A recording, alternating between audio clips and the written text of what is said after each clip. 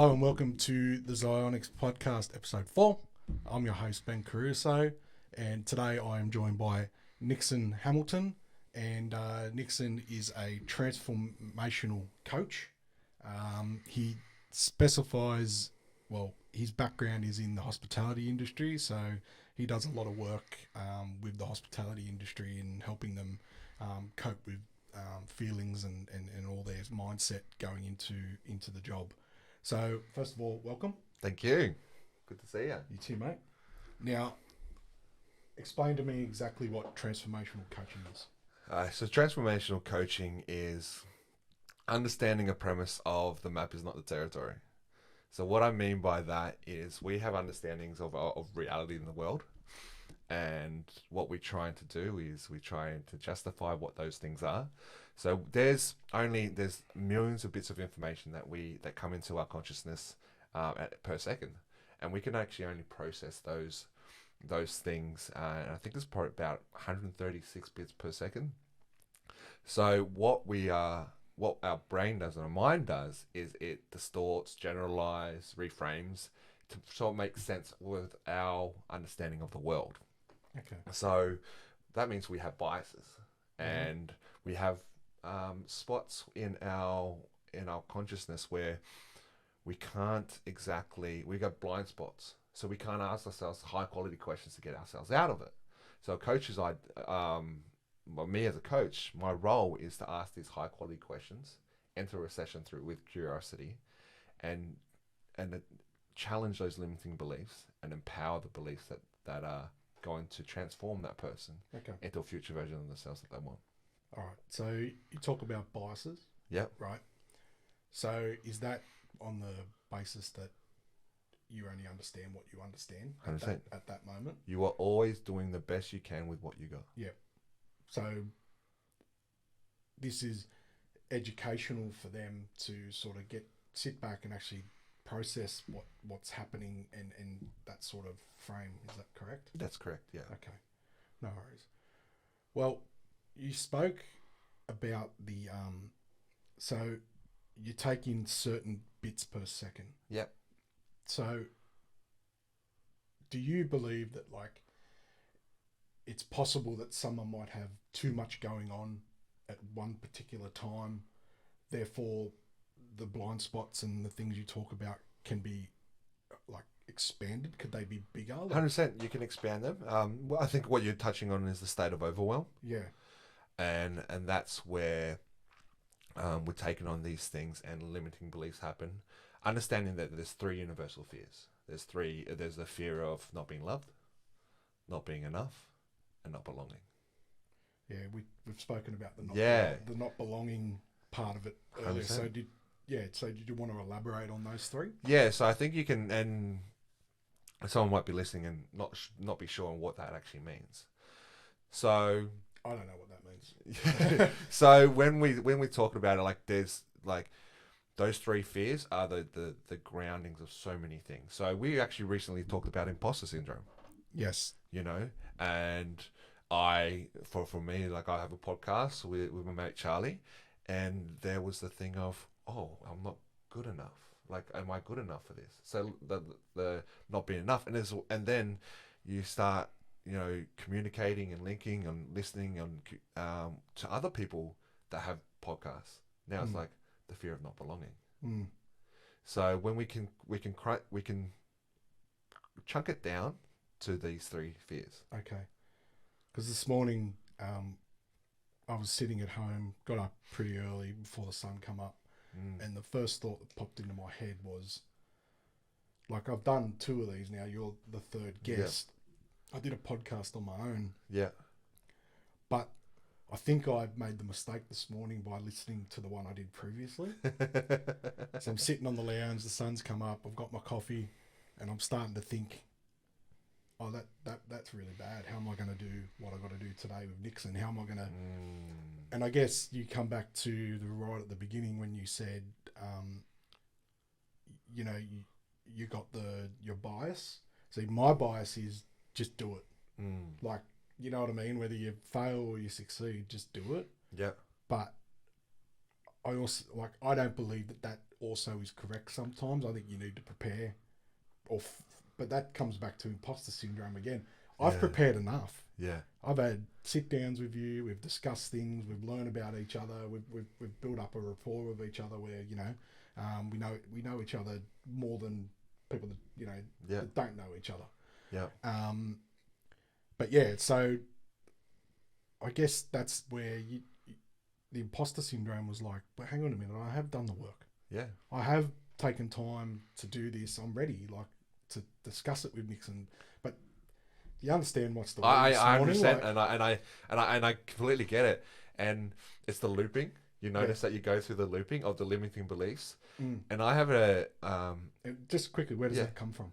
where does that come from? Where does your limiting beliefs come from? Because you obviously are born, you learn as you go. Where does that come from?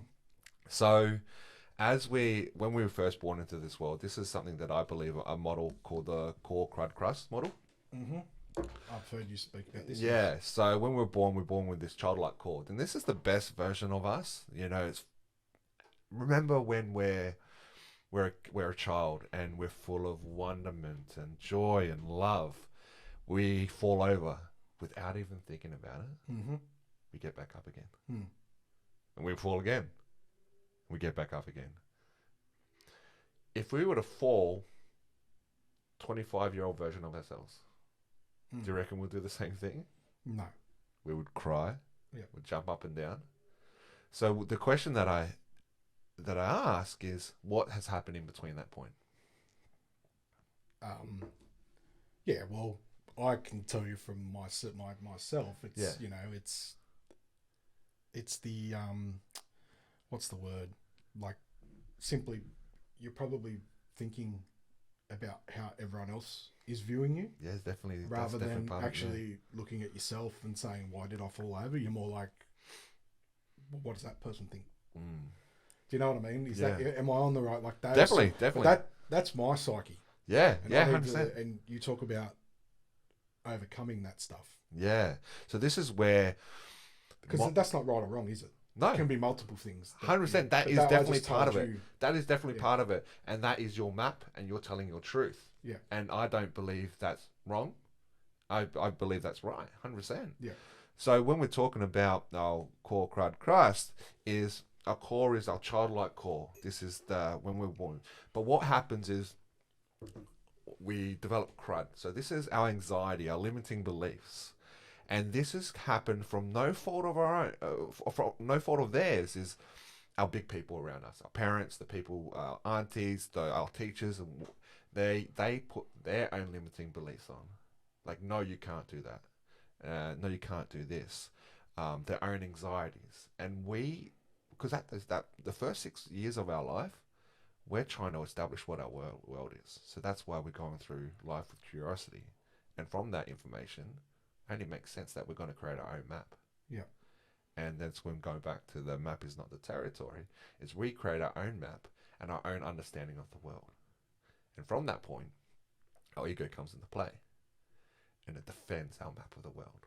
Like, how many times have, I've known that I've been in an argument previously in the past, and I'd be like, no, that's right. And next thing you know, we're just in a battle of, no, I'm right, no, you're wrong, I'm right, and you're wrong. And then if we look back at it and we had a moment of reflection and clarity, we're like, well, that was stupid. Like, that was really silly. Yeah. But then, heaven forbid if we admit to it. What's that? That's your ego. You don't want to admit to it. 100%. Yeah. No. And I think that's where a lot of the issues with human interaction starts. It's I'm just trying to think, like, I know for myself, if I say something out loud, like if something's got me down and I just go, say it out loud in the shower or whatever. Yeah.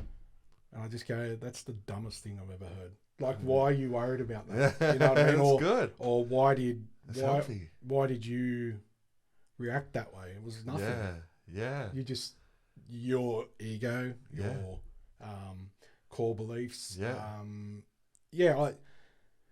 That's kind of how I approach things. Like, if you can say it out loud and everyone goes, oh, that sounds really stupid. You shouldn't have done that. Yeah, You yeah, know what yeah. I mean? And I guess you got to, a lot of issues in life are exactly that, in my opinion, is Yeah. just that two people, egos, what your beliefs are, Mm. other people, what they Mm. might think. You know, if we all just walked around, in my opinion, and just didn't give a crap about what other people think, you'd be a lot happier. I understand. In a lot of ways. If we learn to like replace worry with care, like you can care what other people Gratitude. think. Yeah, 100%. And life is abundant. And people are like, oh yeah, but that's not like people don't do that. And like, yeah, but you can. Mm, You can make a choice. mm, You can make a choice right mm. now Yeah, to do that. yeah, And then we touched on, the ego, and that's the crust part. yeah. So heaven forbid we went into the world, big wide world, Mm-hmm. and we bought all our limits and beliefs and our vulnerabilities. There's the fear of being eaten alive, fear of not belonging with a tribe, fear of not being enough, and fear of not being loved as a consequence. So what we develop over time is our crust. Mm-hmm. And this is where ego plays in. So Mm. it's there to protect us. So we're like, Yeah. we'll do compensations, and this is where we start wearing masks. Yes. Like, they're like, stop wearing masks, and who we say we are and who we actually are is completely different things. When that mask is so strong, what this does is causes pain, which is called cognitive dissonance. Cognitive dissonance. Dissonance. Yeah, so it's the pain in between what we say. Glad you said it right. Yeah. I fumbled at the beginning, but that's okay. I'm human. But there's that pain, that gap in between, and the journey is, if you're uncertain, is trying to close that gap of what you say you are and who you actually are. Mm. That's when you start to have a better relationship with yourself. Mm. We'll come back to that. Yeah. I want to go back to where you said you're 6 years old, and then the adults around you, whether or brothers, older brothers or sisters, like, does it necessarily have to be anyone that you look up to that you're Okay. going to take on their map? All right. Yeah. So, where, like, why are parents protecting you? Is Yes. that why they're doing it? Is it, 100%. or is it? Can it be more? So I guess they're fearful that you might fail. Is that where that's coming from, or can it be multiple things? Yeah. Can it be more sinister than that? It could be, but I think that in very rare occasions it could be more sinister than that. But I think we focus on what the majority issues are. There is, when parents are trying to protect us, there's also a part of them that they haven't healed. Mm. There's a child version of them that they haven't come to terms with. Yep. There is their own map and their own limited beliefs that they haven't. Yep. So it's only going to be to validate their own belief in the world. They're going to project that in subconsciously, consciously, most often than not subconsciously, onto their children. Well, I'm not a father. Yep. You are. Yep. So you obviously have limiting beliefs. 100%. You probably are aware to work on them. Yep. How would you try and convey that message to a 7-year-old boy when you know that he's coming into that where I've got to be really careful what I do, what I say? Are there any, what are your thoughts on that? Like, how do you do it? Is it just like, obviously the world is not sunshine and rainbows. 100%. So he is going to have to deal with the reality that things might not go your way, stuff like that. But what do you try and say to him to make sure that I'm not putting my insecurities on him, Definitely. but at the same time he needs to be aware that and then you talk about masks and stuff like that. Like, sometimes in the initial stage a mask is good. It's when you decide to let that mask go. 100%. So just the first question, you know what I mean? Like, so my son's Dante. Dante, Yeah, and he's 19 months old. Yeah. So we haven't quite got to the part where we can talk. Of course. But in saying that, so you got time to think. Yeah, I got time to think, but I also have conversations with him as well. Okay. Because they're a lot more. Anyone that has a child can say they're a lot more aware than we give them credit for. Yeah. They're a lot more. They're intuitive. So I talk to him, and there's points of frustration where I don't always get it right. and I have to give myself permission for that to be okay. Mm. But just to it kind of related to what you said, but I had this fear of not being enough for my son. Mm-hmm. And I actually had a group of friends get together with some child psychologists. And my intention was, and I asked the question openly, I said, how can we not pass all our baggage, all our heavy sack of potatoes, our limiting beliefs onto our children? And with the protective mentality. And it was simple in reply, and it made so much sense. Just work on yourself. Mm. Because knowing that our children are echoes and ripples of how we show up in the world, mm-hmm. well, it makes sense to make sure that the map and the person that they're trying to model off is the best version of you. And that's all you can do. And that's enough. Mm. So as far as what we do for our children, in a nutshell of the holistic version of it, is just continue to work on yourself. And then on top of that is being open and honest. So my intention is with my child is to understand, so how are you feeling? Like what's going on? Is that frustrating you, or are you feeling sad and stuff? And talk about that. Because we also label feelings, emotions as negative or positive. Mm-hmm. We all have that tendency. There's nothing that we can do to stop how we're feeling. Like as far as these things, they're all part of being the human experience. And when we start to say that's positive, negative, bad, good, we're essentially saying that these parts of us are bad or good. So if we're feeling that and that's part of us, does that make us a bad person, or does that make us a good person? Yeah.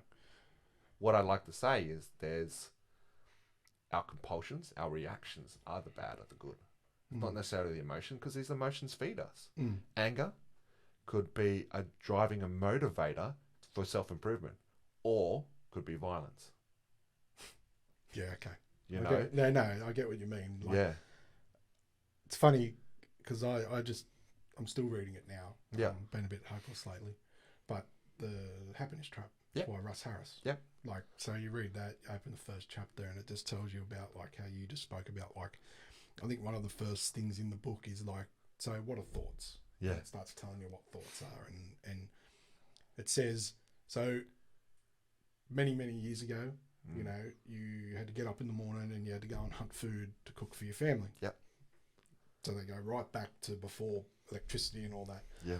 And I think the story was that person may have fears of getting attacked by a bear. Yeah. I think that's what the story was. I'm not sure if it was a bear or a wolf or something like that. Yeah. And it just goes on to say that, well, you need to have those thoughts because back then you could have been eaten by a bear. You know what I mean? So you have to have those negative thoughts, and you have to, because that's part of the human defense in our we say walls, but part of the brain, our brain is survival. Yeah, definitely. So you're always in survival mode in your head. It's called the reptilian part of our brain. Yes. Yeah. And he talks about, so having those feelings is okay because it's designed to protect you. Yeah. It's designed, your brain, a human life is designed to protect itself. Yeah. So all these negative, well, you just said that they're normal emotions. They're not negative or yeah, positive. But I understand what you're saying, so please don't hold back. Yeah, you need to have, that's part of who you are, but it's how you control those thoughts and how you talk about, and yeah, that's very important that you understand that they are just thoughts. Yeah. They're just words. And that comes back to when I said, I don't know if I said it during the podcast or before we started, I say things out loud. Yeah, yep. That's where I got it from. Yeah. Say it out loud, because you'll actually probably realise that your thought it's a little bit, it's not as bad as you think it is. It's just words. And it's also a good way of slowing things down. Yeah. Our thoughts go so quickly. Yep. And in a space of time, yeah, you can go from, oh, I'm happy, to I'm in a corner crying. And I think we've all been there, you know. How many times have you said something and it's like that scene from Anchorman when he gets into the bear? Yeah. He's like, I immediately regret this decision. Yeah, 100%. Straight away, Definitely. as soon as you say it, you're like, oh, shit. Yeah. I shouldn't have said that. Yeah. No, I get it. And that's, your brain's moving so fast, and we don't always have time. Sometimes it is unfortunate in life that people are going to say things or do things that later on they're just going to go, I totally regret that. Yeah. Because but, back to the book, just, little things like that. Imagery. Yeah. Change your imagery. Like, Yeah. there's a technique in the book where they say, okay, so you're thinking of a negative thought or something bad's going to happen to you, right? Anxiety's, like whatever it is that's causing that. And it just says, now picture yourself at the zoo. Yeah. Now pick an animal and let that be your image in your brain. And once you start doing that, you actually start to, like, you replace the thoughts. And it's easier said than done. It's consistency and practice and progress. And when I started, I was having like 2 really good days. Yeah. And then the third day was like, this isn't working. It's all Yeah. bullshit. And then the fourth day, you're like, no, I'll give it. And then you're like, oh, yeah, that was just a bad day. So it's very, and that's the learning process. Yeah. You've got that up and down process of. And I'll take 2 good days for 1 bad day any day, That's rather right. opposed to all bad days. And that's progress. But I think it comes back to, you don't know what you don't know. Yeah. And when you do know something, I think it's part of the, like, it's part of the learning process that you're probably going to reject it at first. You probably don't want to hear. Challenges your It understanding challenges of the you, world. and then all of a sudden, we spoke about it before. Yeah. Like, we talked about, we said earlier in the piece, the imposter syndrome. Yep. I didn't even know what that meant. Yeah. Till I think maybe you told me. Yeah. Whoever told me. And then it's like, I hear it everywhere. Yeah. 100%. 100%. I hear it everywhere. And then all of a sudden you start thinking about it. And you're like, when has this happened to me before? Yeah. And then you start going, oh, shit, I remember that. Yeah. That was me, those negative thoughts coming in to your brain, the happiness trap, Yeah. where it's normal. Yeah. But you got to learn to push through it. And that's another thing it says in the book too. Yeah. About, let me get this right. So, because people have probably read this book and they're thinking he's talking shit. I don't think that. And if you're thinking that, give him a break. Yeah. I forgot what I was going to say. It's a happiness trap. The happiness trap book, and it talks about, like, in you, like, business and stuff like that, how you just got to keep, like, pushing through it, and you're going to get the challenges, and you just got to just keep going really with it. And like doing this podcast and that, it's like I get those doubts, it's not working, just throw it in the bin. Yeah. Or the clothing brand's I'm not selling enough. Yeah. But I just, through reading these books and learning from different people and wanting to do this, like, I'm learning now today. Yeah. Yeah. I look at the positives. Yeah. I try and find the positives in everything. Like, say that, like, oh, okay, I'm not selling, but my engagement's gone up. Yeah. My listeners have gone up. Might only be by 2-3 people. Yeah. Our engagement on social media has gone up. Yeah. Okay, it's not converting to sales, but why isn't it converting to sales? And then you attack that problem. Yeah. That's sort of how I try and approach learning all this stuff as I go. But yeah, the imposter syndrome was a big one because this is all new. Yeah. Everything I do, from setting up these microphones to doing all the graphics for this to, sitting at home and thinking about a podcast. Yeah. I never had that problem before. Yeah. That's a new problem that I've created myself. And I guess I try and go back to, like, what's the original reason why you wanted to do it? And just 100%. go back and keep focusing on that, because What made you excited? what excited you like a kid? Yeah. 100%. You know? Going back to it, man, is if I can live a life being excited about what I'm about to do, mate, that's the people want to know. Oh, what's the secret of life? Yep. What's the meaning of life? I said, at this point of understanding, that's what it is. Waking up, being excited about it, and putting your head on the pillow and be like, that was a fucking good day. And yeah, and individuals, some people struggle with that. Some We all people do. are perfectionists. Some people are like, I know myself, like, I'm the type of person that'll work all day, do 3 different jobs, plus design a piece of clothing. Yep. Do graphics for this, and then I can go home and go, fuck, I should have done more today. Like, I should have done more. Like, why didn't I do more? And then now, like, I'm starting to, as I get a bit older, I'm starting to go, well, You can only do so much in one day. 100%. And I think that back to what you were saying about the crud, Yep. and that comes from, you know, I think that comes from the people around you are high achievers. Yeah. So I think that's part of my makeup. Is They that enter the world of comparison. Yeah. And we're immersed in it. Like social media. Like how daunting is it Yeah. to start your own Xyonix and then start your own thing and then you start comparing. Like for me, creating space, I started it and I'm like, then I look at all these other podcasts, social media, and I'm like comparing myself to it. And that's for someone who's done some decent amount of work, like as far as mindset and that. And it's just part of us, and we go into the state of comparison and we forget about ourselves and how we can be. Yep. Like, because at the end of the day, if you're trying to model someone else's life and and you're forgetting about yourself, how are you meant to be excited about that? Like, you can't be excited about it. And then, in regards to, very big believer is your language what you own, or what your language is what you own. So how we speak and the way that we speak is how we live our life. And a good example of that, and I think this will help that's how I found in business or anything that requires growth, is replace failure with feedback. So there's no failing now for me. It's just, and if I think that, it's like, okay, I just haven't listened to the feedback and the opportunity for growth here.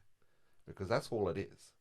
It's just, we might feel, whatever we feel that we're failing at, is we're just not able to get the feedback. So that's the state of mind where we're like, oh, this is happening to me. Well, they're just thoughts. Yeah. They're just thoughts in your head. Your natural chemistry in your brain is telling you got to be defensive here. Yeah. And I guess I've put up a post on the socials where I said the best defense is still attack. Which was so I've heard that before in sport commentary, or there's a couple of songs that have got like the best defense is still attack. Yeah. And I just remember, like, just to put all this together, like, so when I started, it was exciting. Yeah. Because you're in the creative stage, logos, and I've got experience doing that. So I already had that idea that this is the easy part. The hard part's going to come. So I already knew that because I've started other businesses before and all that. So and then I also knew, like, with my accounting background, the technical side, I had that down pat. Yeah. When it comes to costings and things like that, I've got, I should be good at that. Yeah, I understand. I've been doing it since I was 20. Yeah. So I should be good at that. And so all those things, I was like, oh, I got this. Yeah. But, and it back to like when you were a kid, it was so exciting. Yeah. And it was like I was walking on a cloud, like, just like, I can't believe I'm doing this. Like, I'm manifesting this. I'm going to do this. Like, and nothing could stop me. Yeah. And I had that feeling. And then at some point, you get to that point where you don't know something. So nothing can stop you but yourself. Exactly. Yeah. That's the phrase everyone likes to use, and it's true. It's true, but now you're tapping into the reason why. Yeah. Yeah. But the whole basis all of a sudden where it changed was when something bad happened. Yeah. Stress. Stress, stuff like that, or other aspects of my life had to be the priority. Then I had to put that on the back burner, and I was like, no, but that makes me happy. I don't want to do this shit.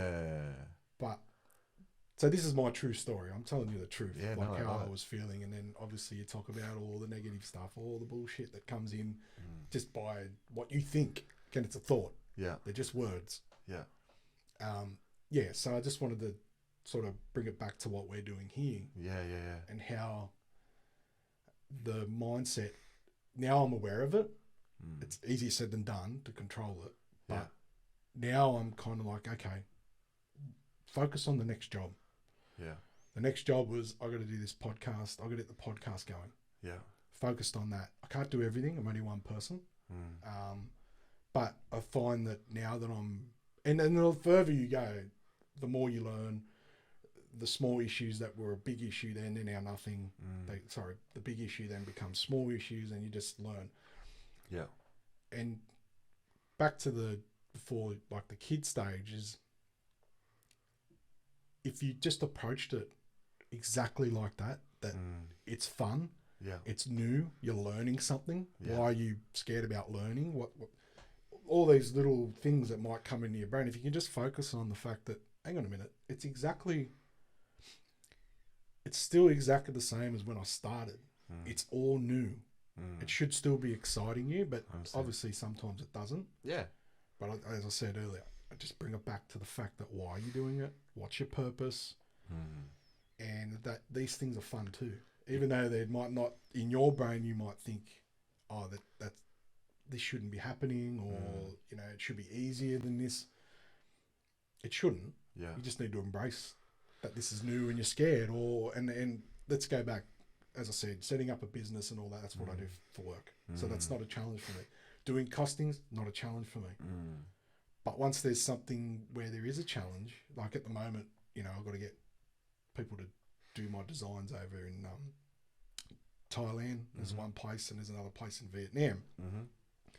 I've never dealt with a company overseas. Yep.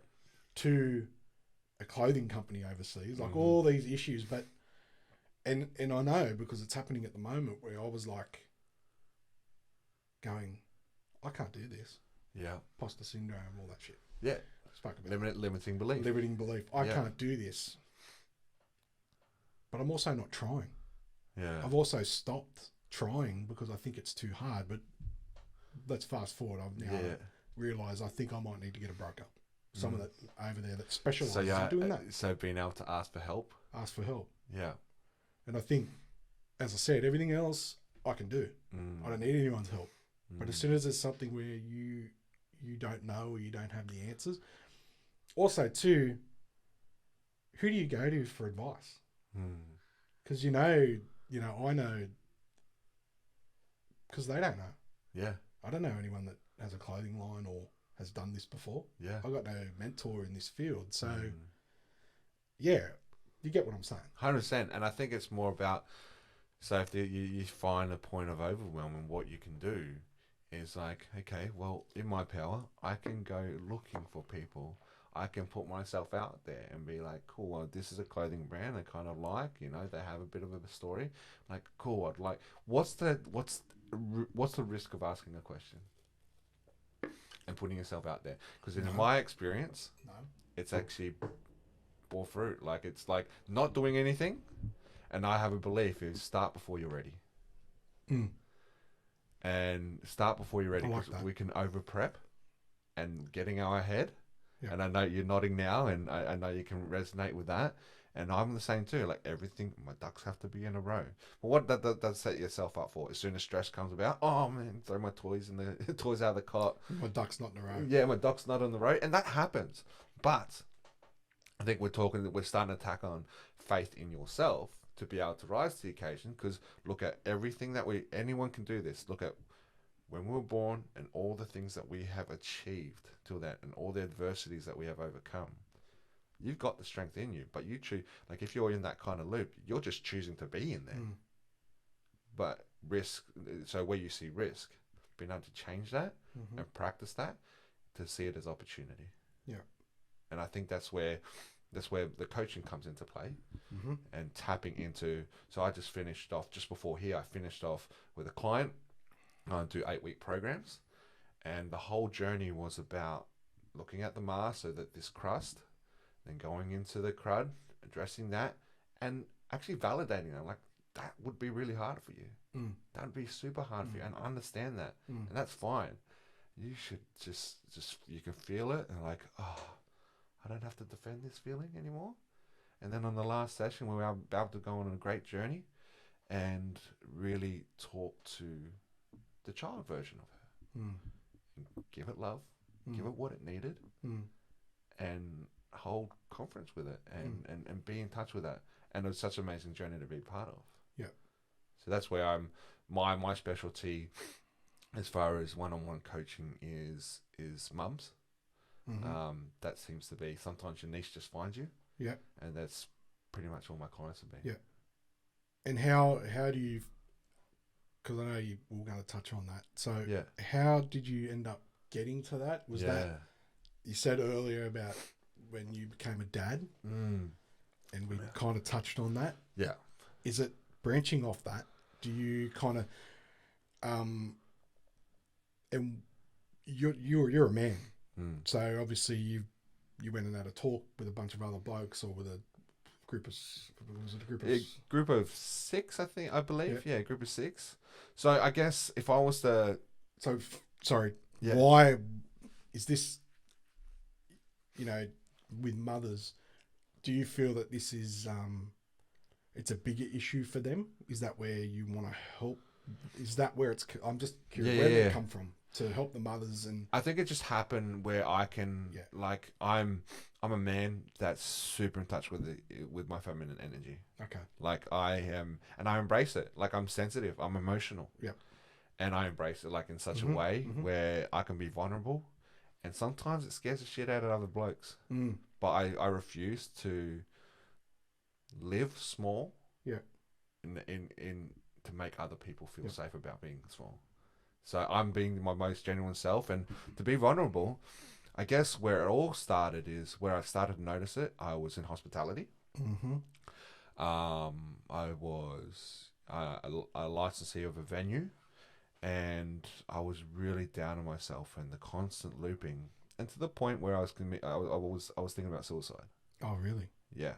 Shit. Sorry to hear that. No, it's all right. It's all part of the journey. Like it's now happening for me. And what was causing it? Why were you so? I guess I was just down. dreaming small. In the way of thinking that I wasn't enough. Like my fears ruled me. Not belonging, fear of not being enough, fear of not being loved. I was isolating myself, what I did for work was my identity. So if anything happened in that, I was like, oh, well, what's this pain that I am? So I was like, there's a point in time where I was driving to work, and I'm a pretty considerate person to the point where I laugh about it now. Is I was driving on the road and I'm like, what would be the easiest way to end my life that wouldn't inconvenience anyone? And I'm like, there's a truck, and I wouldn't do much damage, and that was scary, and I cried, and I went to work and then and for a man, it's so hard. I found it so hard at that point to open up in that way, because I had all these emotions and these feelings, but to say to my parents, but then I didn't want them to worry, saying to my boss, I also didn't want them to feel like I wasn't enough for the job, telling people that that worked for me, like, because I was the licensee, people that worked under me, I didn't want them to worry about their leader, so all of a sudden I'm putting myself on a desert island, nothing but me and my thoughts. So I kind of just buried it down, got down with it, and went through it, and then started getting some wins and stuff like that. But still, was like really good suppressor. Like the amount of energy that I put into suppressing my emotions was amazing. Yeah. And then don't do that. No, you should never do that, because as you said before, like your emotions, it's okay. You can feel jealous, angry, rage, sadness, anxiety, like whatever. I don't even know. Yeah, it fits into that same. No. I get you. Yeah. There we go. So I think that people do waste a lot of energy on that. And then what I found is the reason why I was able to suppress it is COVID happened. Yeah. Okay. And I had distractions. Okay. So where a lot of it, I've never worked in a venue where we've had to close down. Yeah. Okay. For COVID, and that's really hard for hospitality. And did that flip your mindset, like big time, like where you just went, this is not as important as I thought it was? It was just, to be honest, in retrospect, it was just a distraction. I'd be like, cool, I'm going to just dive everything. How can I keep as many people employed, keep this business running, so that way we can get back to it? But that what you're saying there, though, is you were being a leader. Yeah. For you to sit there and think about other people. Yeah. Because you think in that situation, just myself. Yeah. I got a son on the way. At that point, I didn't. Well, he didn't. Oh, so he wasn't. No, so I was just a single bachelor. Okay. And then I was kind of seeing someone at that point in time. And so, the whole thing was, pushing through COVID. Then. Well, there's that book, Extreme Leadership. Yeah. Jocko Willink. Jocko Willink. and then Is it Jocko Wilk? yeah, Jocko. Yeah, I follow him, and I've listened to that. Yeah, audiobook. where he talks about the incident that happened, and then they all went into the room, and he just went, "It's my fault. Yeah, It dies with me. yeah, Like I did it. They were all under my command, therefore I am responsible." 100%. So you've kind of, just by being a leader, Mm. you've gone, well, how many people can I employ? Yeah, You know, and you obviously had to make tough decisions. there were super tough decisions, and I'm sure you had other people around that were probably guiding you, or was it just on you? no, there's definitely people guiding me. Yeah, okay. There's definitely people like Vince. Yeah. You know, Vince was guiding us like we were brothers in arms at that point in time. Yeah. You know, getting through it. So, but yeah, at that point, you know, I was just trying to be a leader, and it was a distraction. Like it was a good distraction in a way that it kind of allowed me to create. I love creating things, create opportunities and that. But what I was doing, if I looked at it, I'm like, oh, I wasn't the best leader I could be because I wasn't leading my own life, because I wasn't addressing the things that are both was concerning me. I was just suppressing it. So, you know, fast forward, you know, the first lockdown ends and stuff, and then second lockdown comes into play. During the first lockdown, That was a hard one. The Yeah. second one was harder. First one was new. Second one was, I don't want to do this again. yeah. So me and my partner Faye, Yeah. we were seeing each other. We're like, okay, well, let's just be like during a lockdown. We were like, well, let's just, you know, see how this happens. 3 weeks later, she's pregnant. I know what you were up to. Yeah. There's only so much Netflix you can watch. I'm just saying. But yeah, so 3 weeks later we were pregnant. So 3 weeks later into the relationship, we found out we were pregnant. We were faced with the decision what to do. So you were only together for a short period of time. Yeah. So we were doing, like, when you're seeing someone, we were doing what we do, like on and off for about a year and a bit. But really, so we decided to let's see what happens. Okay. So for 9 months, we were like trying to navigate each other, trying to navigate hormones and and all that kind of thing. And I've got to give props to women as far as the strength they endure, the strength that they show to endure the challenges that they face. But what happened was we had Dante, a beautiful boy, and then I noticed that these feelings started to come back. These feelings of wanting to end my life. Really? Yeah. And it's when everything kind of started, like this amazing thing happened, and it was great. And then just these limiting thoughts, and it scared the shit out of me. The point that I was walking on my way to work, and I had a panic attack, and I was at 5 a.m, walking on my way to work, and had a panic attack. And I was like, okay, cool. And when you say, because I've had one before, yeah, so I want to know whether I was having one. Like, what did you feel? Did you, like, for me, like, I couldn't move. yeah, I couldn't move. Like, literally, I was standing in one spot, just going, I can't move from this spot until all this shit's cleared.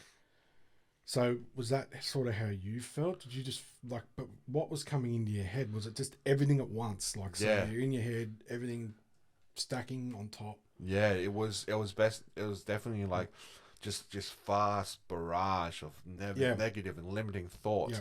That what happened is that actually my physiology kind of adapted to that. So my breathing, I was sweating, my thought of, like, I was just like really uncalm and breathing. I was finding it hard to breathe, and it was really overwhelming. And then it was just the point of, like, the first thing that came to mind is, it's fucking cold in here. Okay, cool. I'm thinking about that. Then focus on my breathing and trying to get you. So when you're having a panic attack, it's all about being in your body, as opposed to being in your head. Yeah, okay. Remember I said I had 2 good days and 1 bad day? That was the bad day. Yeah. So I had 2 really good days, and then that third day, it just, everything that I was learning about, all of a sudden, all that knowledge, I just couldn't obviously absorb what I was absorbing. And then you get this, and I've never had one before. Yeah. So it was like, is it? And what you just explained is exactly what I felt. Now, I want to go back. You talked about wanting to, end your life. Yep.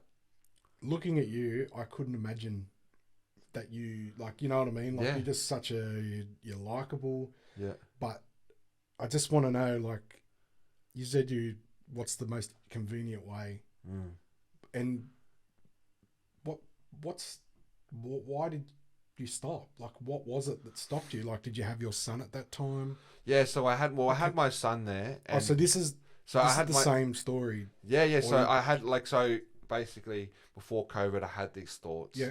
Then COVID happened. I had a distraction. So twice you've gone to that depth. Yeah.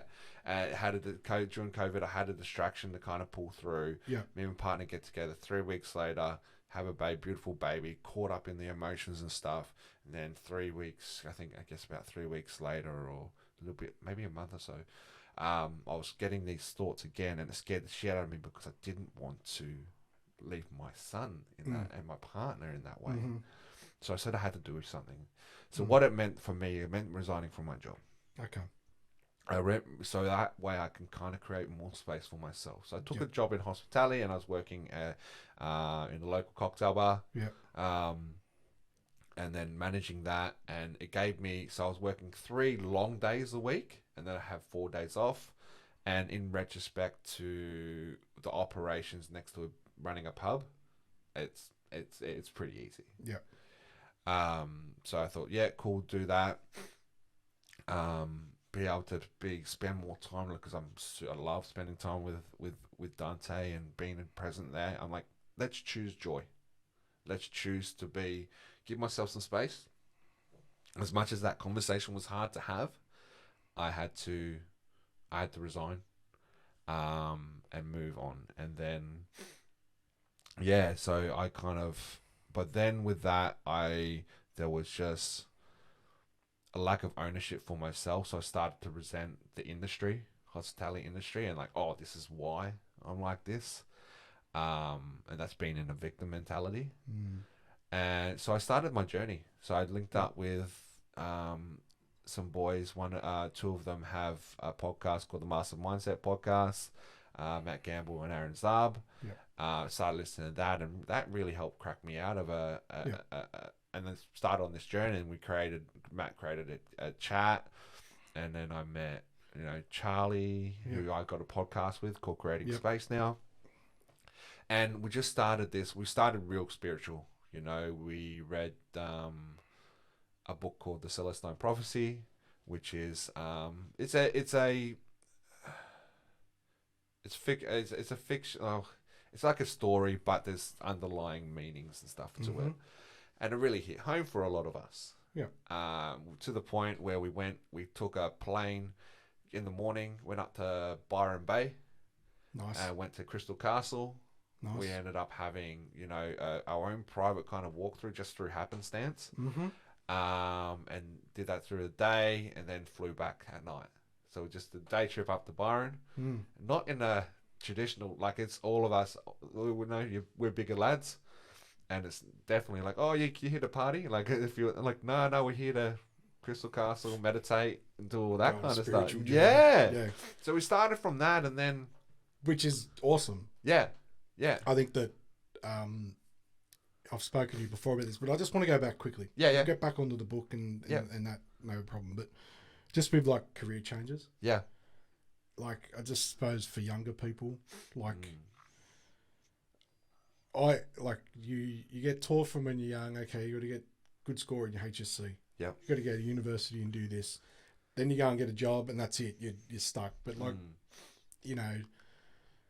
so many people change careers at 40 years old, 35 years old, or whatever age. Like, people change their goals, and it's usually that awakening where I know with me, like, doing accounting wasn't... It's good money, all that, the perks that come with it. Yep. But I know with myself that it wasn't fulfilling. It's not fulfilling who I am as a person. And I know, like, once I started, because I started doing some, like, social media work and design stuff for myself. Yeah. And I ended up getting a couple of jobs, and I thought, oh, I'm actually enjoying this a lot. And then it triggered. Yep. It triggered that I need to be doing something creative. Yeah. But I didn't look at accounting like as a negative thing. I didn't say, oh, that's done now. I'm never going to do that again. I looked at it as like, okay, that's a skill that a lot of people don't have Yeah. to understand how to run a business from the beginning. Yeah. So I knew that I could do any business Mm-hmm. that I put my mind to and wanted to do. Yep. And that would be, I could apply accounting knowledge to that. Yeah. So I had that, whatever I chose. Now, the second thing was I got no fashion sense. Like, I do all I right. think you got swag. I think you got swag. I do now. I got it's my brand now, Yeah, so I got a I little understand. bit. But, I've always liked clothing and I've always enjoyed, oh, that's nice. I might not have always been able to afford it or for different reasons and that, but I've always had that eye for, oh, that looks cool. Yeah. Oh, I like that top. Or, I like that jacket. Or, I like that hat. Little things like that. And I've always enjoyed it. And then I kind of went, well, if you really enjoy it, why don't you try it? Yeah. And it was kind of like, this is going earlier in the piece. This is probably like COVID. Yep. That's when it started. So it's interesting you said COVID because I had a lot of time at home. Yeah. And I'm thinking, well, two things. I don't know if this is the right way to think, but I'm like, well, everyone else is going to be sitting at home watching Netflix. Yep. I'm going to use this time as a circuit breaker. Yeah. Does that make sense? Yeah. Where I've got all this time, at home. Let's try what I want to do. Like, if other people can do it, why can't I? Yeah. When you'll only guarantee failure if you don't try. 100%. That's a guaranteed failure. If you try something and you fail, it's 100% of the shots you don't take. Exactly. Yeah. Well, Michael Jordan. Yeah. So yeah, that was kind of like that, and for me, like, as soon as I just knew. Yeah. I just knew that this, who I am, all over, like inside. Like, I designed a big canvas art piece for my house. Like, I've never done that before. Yeah, that's cool. But all of cool. a sudden, it just started coming to me, all these ideas, and How exciting. yeah. So that's kind of my point. Like, I think people need to really stop. Yeah. And I tell young people I meet, like, sit down for 10 minutes and literally write down what you like and what you're good at. Yeah. Everyone's got skill. You just got to find what's yours. And I knew design, and not so much. I'm not saying I'm good at it. I'm saying how it made me feel. Yeah. How it made me feel was really, really, like, happy. Yeah. Like, it was like, in a way, I was getting stuff out in different ways, whether it be a painting or designing a t-shirt or sitting there and having those thoughts. It was all about, I'm putting this out there whether people like it or they don't. Yeah, because it's for you. It's for me. Like, yeah. Yes, there's a lot of thought that goes into, okay, the people, like... So that's my tummy, mate. You're right, mate. I think mine did it earlier as well. But anyway, you get my point. What I'm trying to say. So everything was kind of like, doing a podcast. I love podcasts. And you're creating.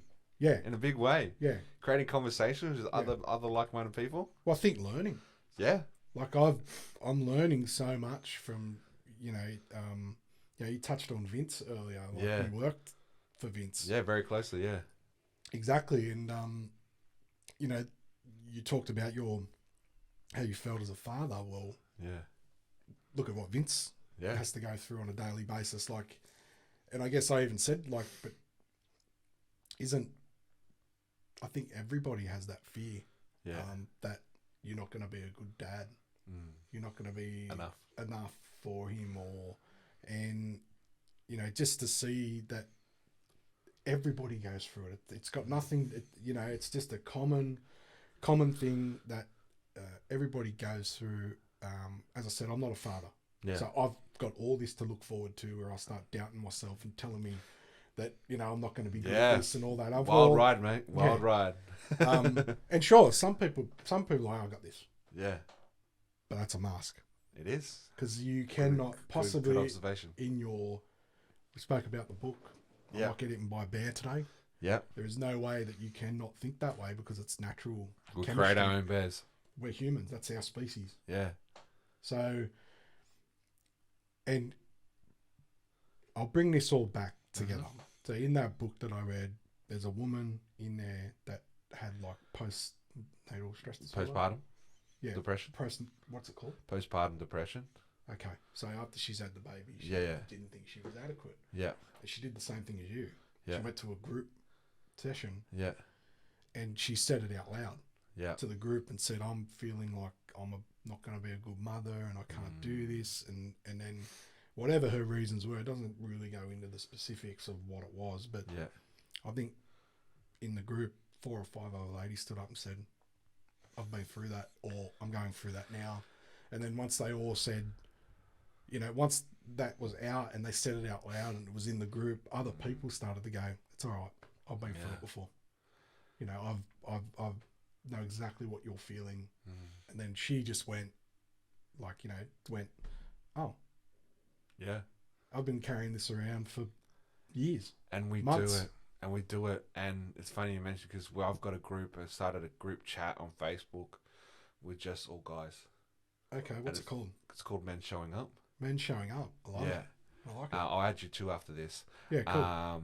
And it's just me like putting it out there and a platform where people can just be open and vulnerable. And it's all funny that you mentioned that is we all share the same experience of being a human. Oh yeah, no one's different. The difference is vulnerability plus community equals strength. And I believe it'd be in women, but I know for a fact from being my own experience as a man, it's there. The permission to be vulnerable or permission to speak or even know what our emotions are is lacking. It's not there for a lot of men. But that there though, I think that when you talk about, because I think what we need to do is between men, we should be able to talk about it. 100%. Because that's the key. Yeah. And I think that a lot of it's machoism. Yep. Macho, whatever. If it's not a word, it is now. It is now. I own it. Yeah. I think a lot of it is that. Yeah. Especially, you know, you're a man, woman, that sort of relationship. I think that there is an element there where patriarchy. Yeah, and I think that's normal because at the end of the day, you're trying to attract a female, and that does, whether they like it or not, you know, definitely. that they want someone that's strong. Yep. But I think men, definitely we need to get the conversation out there that we can speak together, because it's more about you saying, I feel this. Yeah. Oh yeah, I've been through that. Not everyone might have been, but you'll say, yeah, I've been through that. And then, or another bloke might go, oh yeah, I felt that before too. Like I didn't even think so I think that I think men need to come to, and women as well. 100%. All of us need to make sure that, you know, but men especially to each other, there's no shame because we're all humans and everybody's got the same chemistry in their brain. Yep. Like everyone's feeling all the walls closing in on them. Everyone's got it. Overwhelmed. Yeah, and I think that even little things like mentorship. Yep. I think that could be a starting point where I think everybody needs some sort of a mentor. Yeah. Like whether you're my mentor or I'm your mentor, someone you can go to that always. And I don't think family member. I think that that's the interesting thing is like I think you need someone, or every man needs someone where, mate, I'm feeling this. Yeah. Why? Because of this and this and this. Yeah. And someone that actually, instead of saying the macho bullshit, someone to actually say, like, have a conversation with him. Now, I've been lucky. I've got a few friends, or one mate in particular that I know. He's very logical. Yeah. So talking to him's easy because I know that he just thinks about things in a logical way, and he will never sway you. He'll just listen, and then so I'm lucky with that. And but yeah, I think men need to start opening up. Yeah, definitely. That community is. That's my point. Yeah, 100%. I get it, and I feel around the twist a little bit. No, I appreciate it, and it's definitely something that I think we're doing well.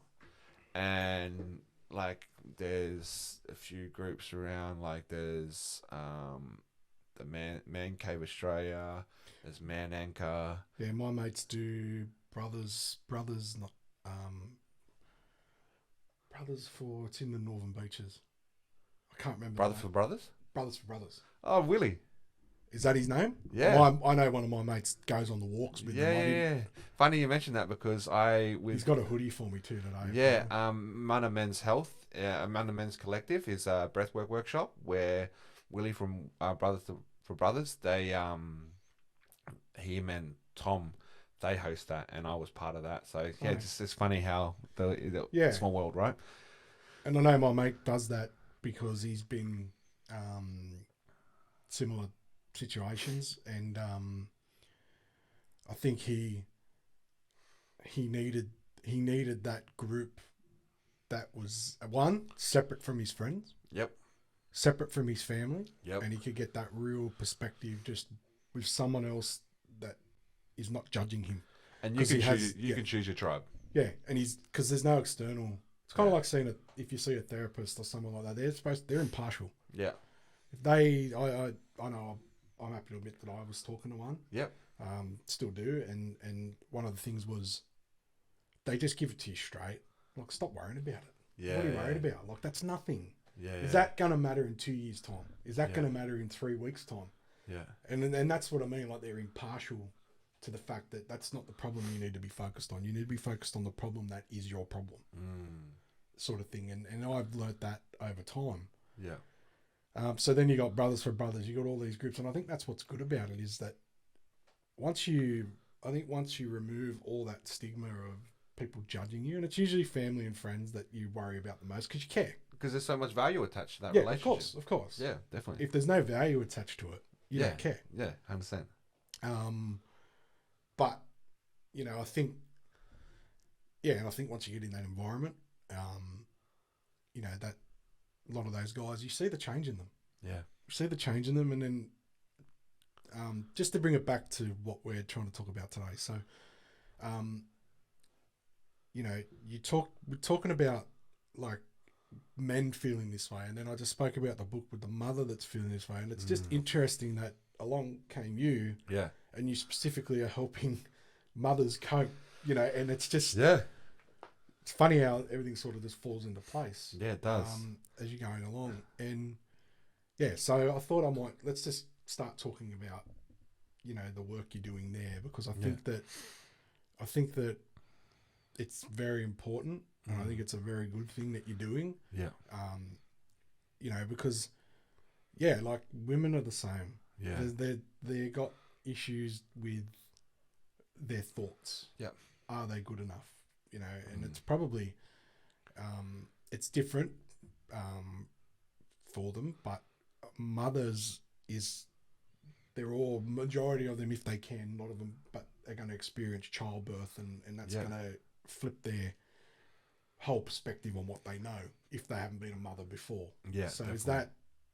that's what I want to touch on. So you specifically in that field. Yeah. So look, every individual is different, but I think to be honest with the reason why I kind of draw mothers is people can I'm pretty easy to talk to and can create a safe space for someone. But the importance of it just happened, it just happened. Next thing you know, people were like, oh, would you mind coaching me? And just as far as the transformational things for it, I think it's just, for me as a coach, I enter everything with curiosity. So I want to know more about what they're doing and what they mean by something. And it's about, I'm very much a believer of, I have a 2-page list of code of ethics that I abide by. Coaching is not, it's not like being a psychologist. It's not governed by anything. So we kind of have to, I'm part of a international coaching guild that we kind of govern ourselves. So we have a code of ethics that we follow. So that's how code of ethics work. Yeah, 100%. Yeah. Like code of ethics is like for example in the accounting industry, or it's it's better than what's expected. Yeah, 100%. That's what ethics are. Yeah. It's the standard you're not willing to walk by. Yeah, 100%. Yeah. And there's things of like, so how I normally start is I start with the discovery session. So more about half hour, free of charge, just like kind of feeling it out and what the client needs, potential client needs, and what they're going through, and understanding how I can serve that person. If I can't serve that person, I will never coach on mental ill health.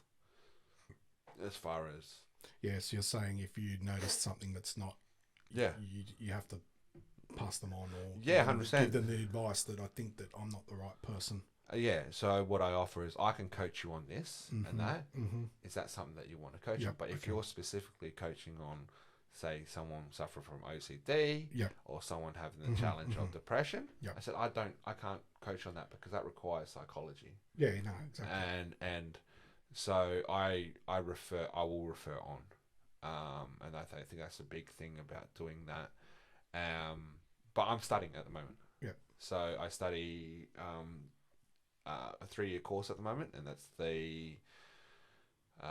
that's coaching. It's just a coaching course. Goes for 3 years. There's some out there that you can do for literally 2 weeks, and then it's done and dusted. But I'm really this has a little bit of NLP, which is neuro-linguistic programming, which is the identity of our language and formatting that language. There's some family psychology in there. There's a bit of a cognitive science. So it's like stuff that I really nerd out about, and we've already discussed some of those models. It's a degree. Yeah. So you'll have which is great. Yeah. Good on you. So doing that. So I'm going back to the women that I have coaching is they just, what I find is they beat themselves. A lot of us, we beat ourselves up for feeling a certain way and not being enough. Just to have someone that's completely on your side in a way that on your side is there to support you. And my thing is to validate what someone's feeling. Because, cool, it could be, and not to put my own biases on them. And you're feeling that way, and I understand how much pain that would cause you, and it makes sense, that. But how do you get there? So if they say I'm feeling stressed, let's use a different word than stressed.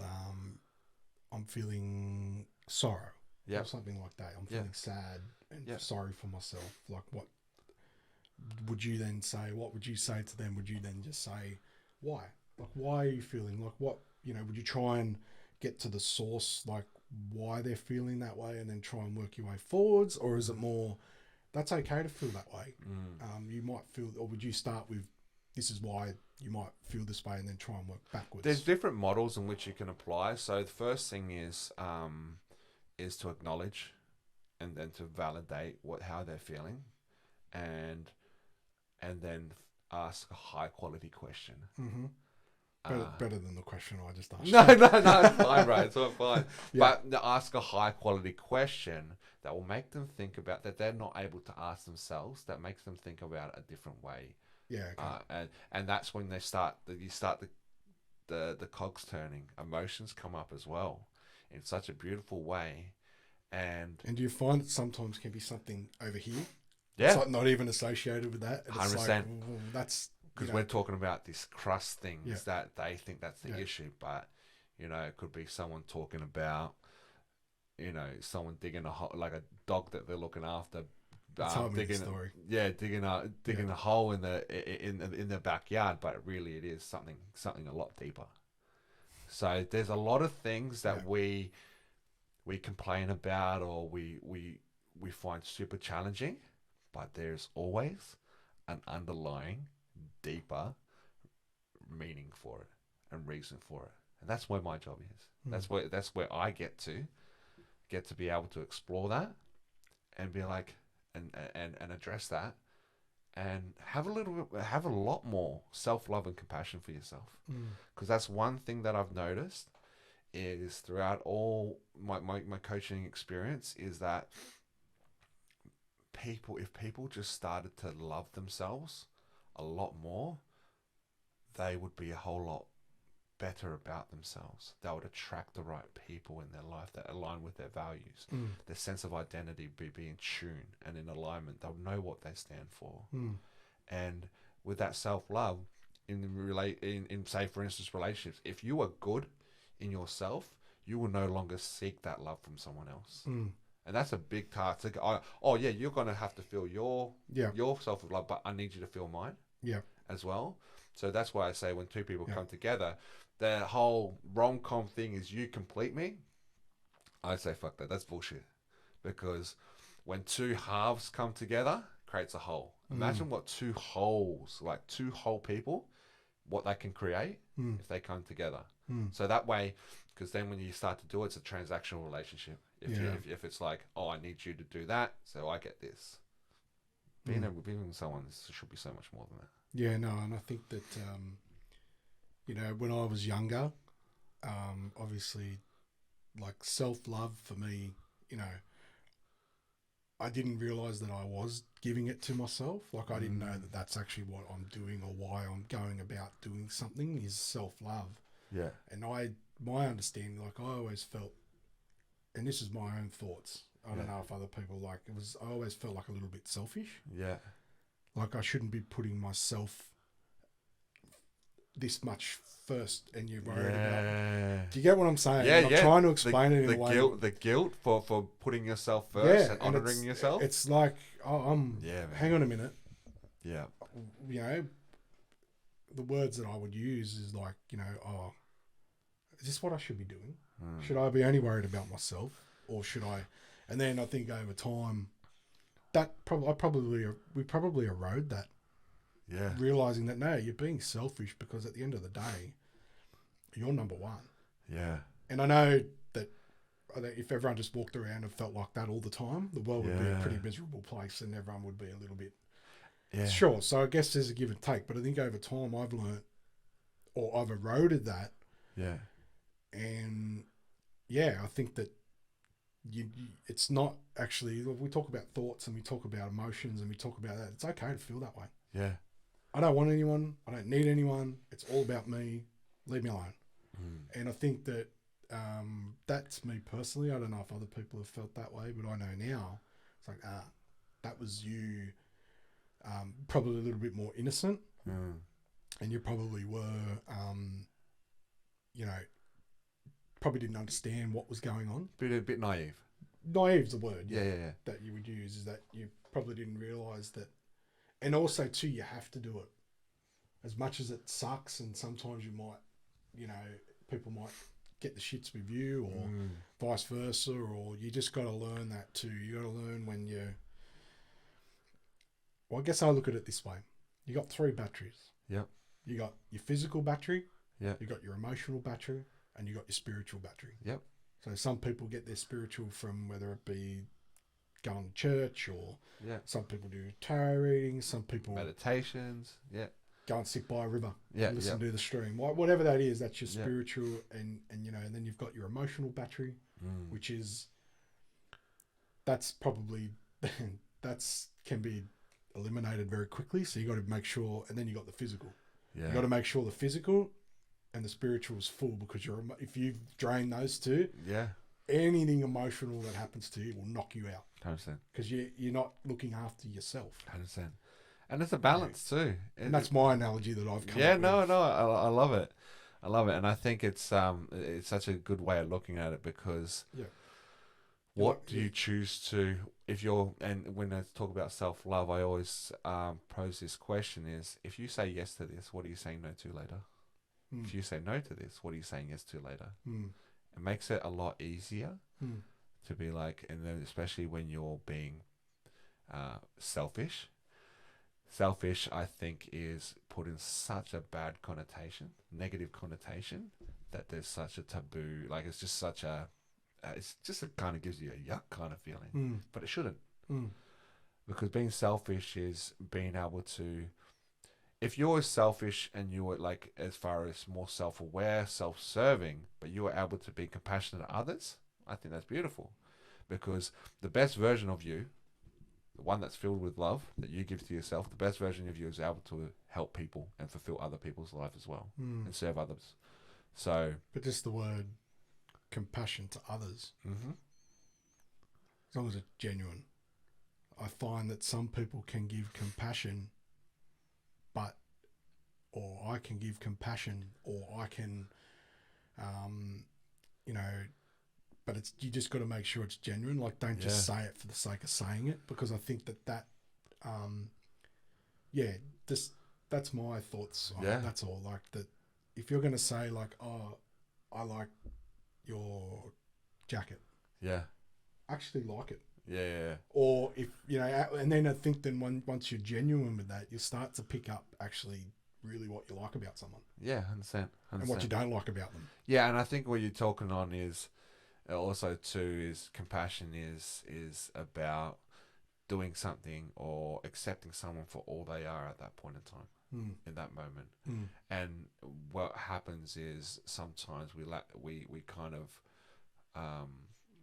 pollute compassion with the sense of I'm going to get something out of it, making it transactional. I think that's where it starts to be a little bit more in the grey, as opposed to where compassion should be full of love, light, nice and bright, and it's just really acceptance of every people around you in that moment. We don't always get it right. We don't always get it right, but sometimes it's really hard to be compassionate for someone else if you can't be compassionate for yourself first, meaning self-love. I think timing's everything. Too, and I think the transactional thing. No, humans are transactional. We are transactional. There is a natural, there's a natural state of contract. No doubt about it. There's a natural state of contract as far as cool, I do this, you do that, but it's when that starts to get into distracting ourselves from being able to accept people and make someone's expectations of someone else based on your standards for yourself, because understanding that they're living their own life, and we have to accept them for that. Maybe that person can't serve the role that you're doing. Don't try and make a tractor a Ferrari. Yep, I get what you're saying. I get what you're saying there, and I think that look, if you boil it, get just down to it, I think it's difficult to navigate human life. Because we're complex, man. Because we've got these brains. A brain that it's smart enough to believe that there's a higher power. Name another animal that would, like a lion, would he sit there and go, I'm going to pray today? No, he's hungry. He's going to eat. Pray's just spelt different. It means a different thing. Yeah, that's a good point. That wasn't intentional. No, we didn't. This was not. But you know what I'm saying. I do. Yet humans have the ability to choose, or the amount of emotions that can be chosen for you, or you choose for yourself. I'm not sure which way it works, but makes us complex animals, and it's hard. But that's what everyone's got to remember. Everyone has to remember that we're all humans. Like a lion is a lion. A giraffe is a giraffe, and so on and so forth. Or great white shark's a great white shark. We are what we are. No one's any different. It doesn't matter what you walk of life you do. We're all acting out of emotion. And I also look at it too, like, okay, you might handle situations this way, but now that you're educated, that's going to alter the way you handle things going forward. And I always sit there and go, I wonder if it's going to be negative in some areas too, where it used to be positive. So I just think that's part of the human evolution and growth. Definitely. Is I think that you never stop learning. No, forever student mindset is the best mindset for a leader. I think it was Socrates. Said the true testament of a wise man is a man who knows nothing. Never want to be the smartest man in the room. I just think that's a great saying. If you think you're the smartest man in the room, you're not listening. That's right. If your mouth's moving, you're not listening. That's right. 100%. If we could just learn to listen more and I say, Nixon, just shut the fuck up, because you're missing an opportunity here to listen to someone. And I find that quite often. I think you don't need to hear their words either. Just feel their energy. Feel their energy. Definitely. 100%. And I think, yeah, sometimes you don't like the answer. Yeah. Yeah. But you have to accept it. Yeah. 100%. Mm. And also ask, yeah, and then that's an opportunity to be like, well, why don't I like that answer? What am I searching for that person that I can give myself that person hasn't been able to give me the satisfaction of? Yeah, true. So like it's a little bit deeper there. Yeah, but Yeah. people wear masks too. 100%, we all do. So sometimes you just hope that there is no mask. That's where analogy that I came up with is wear hats, not masks. So that way you're always showing your true self.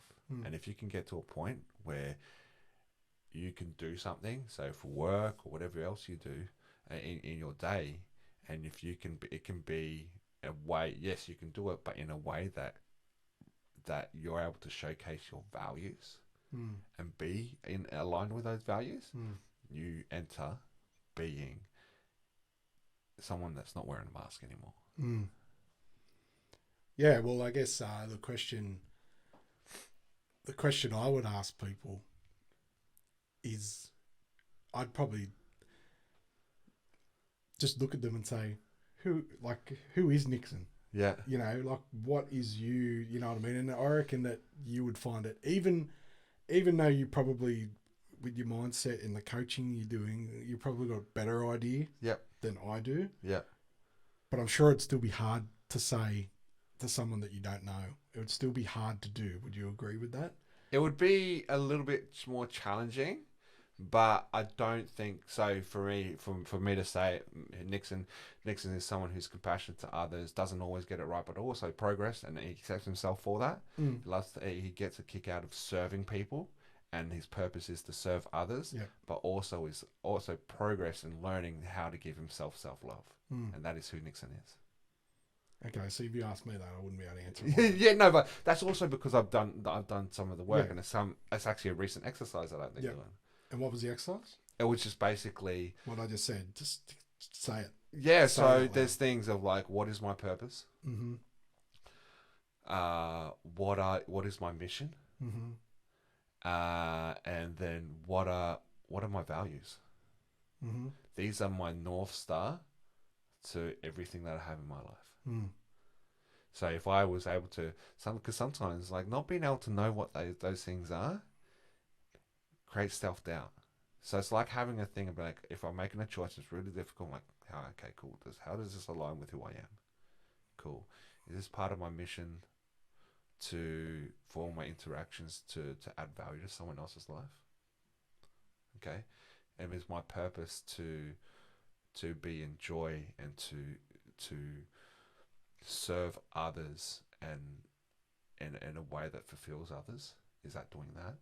Next thing you know, you can be like, oh, well, that's a no. Oh, that's a fuck yeah. Yeah. Yeah. Interesting. A lot of people wouldn't know that though. No, a lot of people wouldn't know Well, you know what? I think everyone knows there's a reason why we do everything. Mm-hmm. Like, there is a reason, no matter what it is in life. I believe that. From top to bottom, there is a reason why you do it. I know for me that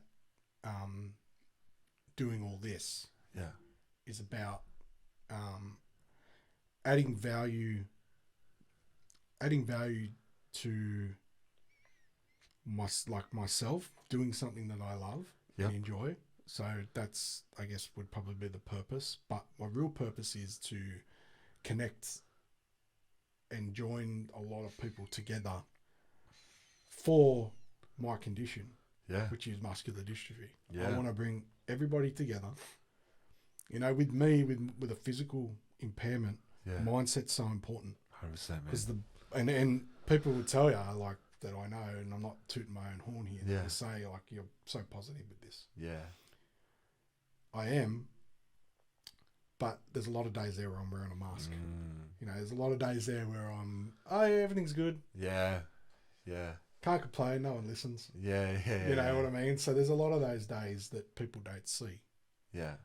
But it is having what I'm doing and bringing everybody together. I literally want to connect like as many people as I can to essentially find cures for my condition. So you have a value, a really strong value there, which is community. Yeah. I want to bring everyone together. Yeah. Because I feel, and I would say this to anyone, that the more people that I can make aware and understand what's going on, and the more people I can bring together, the easier it's going to be to find cures. Yeah. That's my underlying goal, and raise money for charity and make it easier for everyone and for the next person. Yeah. Because there is going to be another family out there somewhere that they've just found out that one of their sons or daughters or a loved one has got, something, a physical impairment, a disability, whether it be, anything really. And just if they can see me doing this, like, you know what I mean? Just like their families and their loved ones and themselves, they might get a better understanding of what's going on. Definitely. And if I don't say that to anybody, if I have no way of getting that out to people, I'm not helping. I'm self-serving. So you're doing everything that you can in your power to be able to make this change. I have a voice. 100%. I have a voice. I've got the skills where all the confidence, and I've got the light where I know I can sit in front of a microphone and talk to someone. Yep. There is not one part of me that's nervous about doing this. Or not confident. Yes, imposter syndrome, because it's new. We spoke about that, and I'm happy to admit that that's just normal when you're trying to achieve something. But you're confident that you can do what you're setting out to do. I'm confident that, like this is, and again, I spoke about like design and what I, sitting down actually and asking myself what I enjoy, and what I'm good at. Doing this is one of my strengths. Like I can actually do this. Even though I might suck at it and it might take me a while to get better. But I know that this is a gift. Everyone always told me, all my teachers, he'd be a good student if he didn't talk as much. So they were right. Because you were talking, not listening. That's right. But, as I said, like, so the more people that I can bring on this journey and the more people that understand why I'm doing it, I'm not doing it for, sure, earn a bit of money, make a lifestyle out of it. These are all things for me. That's self-worth and my filling my cup. Definitely. But I already know just by doing this, I've met you, you've talked about all this mind space stuff and it's great. But I wouldn't have had that experience if I didn't try this. 100%, man. 100%. I've probably got a better connection with my cousin Vince because we did the last episode 3 together. I got a better understanding of him. 100%. I wouldn't have had that if I didn't get him sitting down in front of a microphone, and the list goes on and on. Like I've met people, like I've got an ambassador, like that's episode 2 that just launched. To have someone on here to talk about what they're going through, they've got a similar but a different impairment. And then listen to what he's achieved. And like he started a business, and I'm like I didn't know a lot of this stuff, but when I met him and I started this, I'm going, I need an ambassador. It's got to be him. He's just that bloke that I've met along the journey. Where he just stuck out, and I just knew that he was, and even like, so I guess what I'm saying is everything happens for a reason. Definitely. And I think that this has given me that tool to learn, to be better. Otherwise, and if I didn't have my impairment, I would never have done a podcast. So what happened to you is now happening for you. But that's what I'm sort of getting at. Everything I kind of went, okay, this is the card I've been dealt. Okay, what do you do when you're playing poker? If to get a shit deal. Yeah. You bluff your way through it. You just Ante up. Exactly. Yeah. This is what I've been given. Yeah. What am I going to do about it? Am I going to sit down and complain about it and poor me? Yeah. Or am I going to do something about it where everyone will go like, yeah. And that there would have been a time where, say, for instance, this podcast, we've already talked about the fruit that it's been able to provide for you and other people's lives. There would have been a point where you could have said, no, I'm not doing it. And yes, I am going to do it. And it's amazing to think that this crossroads, even though it seemed maybe a little bit small or not as as profound as it is feeling right now, how that small decision has been able to impact your life in such a beautiful way. So it's all about choices that we make, and there could have been a limiting belief that you chose to believe, but you decided to push through. And man, I want to congratulate for that, because that's a beautiful thing. Yeah, well, I hope I explained it properly. You did. I hope I did. Yeah, you did. But I guess it just comes back to that. It comes back to, everything happens for a reason. Yeah. I truly believe in that. Yeah. I believe that even to the point, so I just think that everything that's happened, it was, I don't know where it came from. Somewhere one day I was sitting there and I just went, you know what? I've got to do something different. Yeah. I've been giving I've been dealt this card. Yeah. What am I going to do different?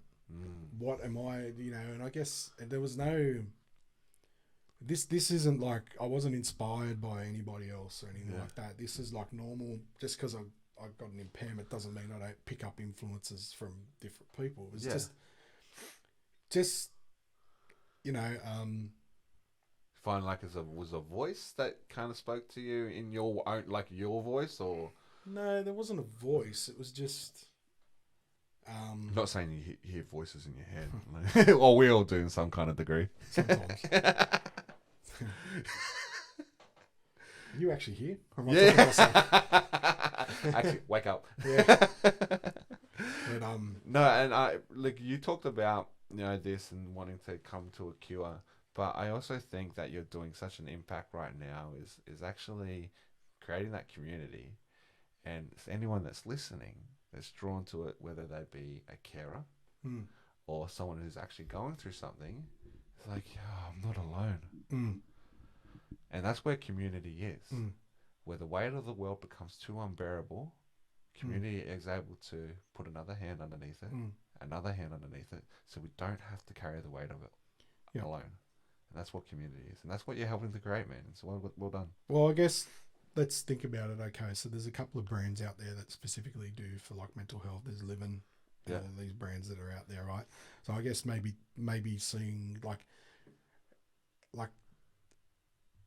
visual, like it inspires you, but it could come from multiple different areas. Like it can come from a person that you might just be observing and going like, it can be that.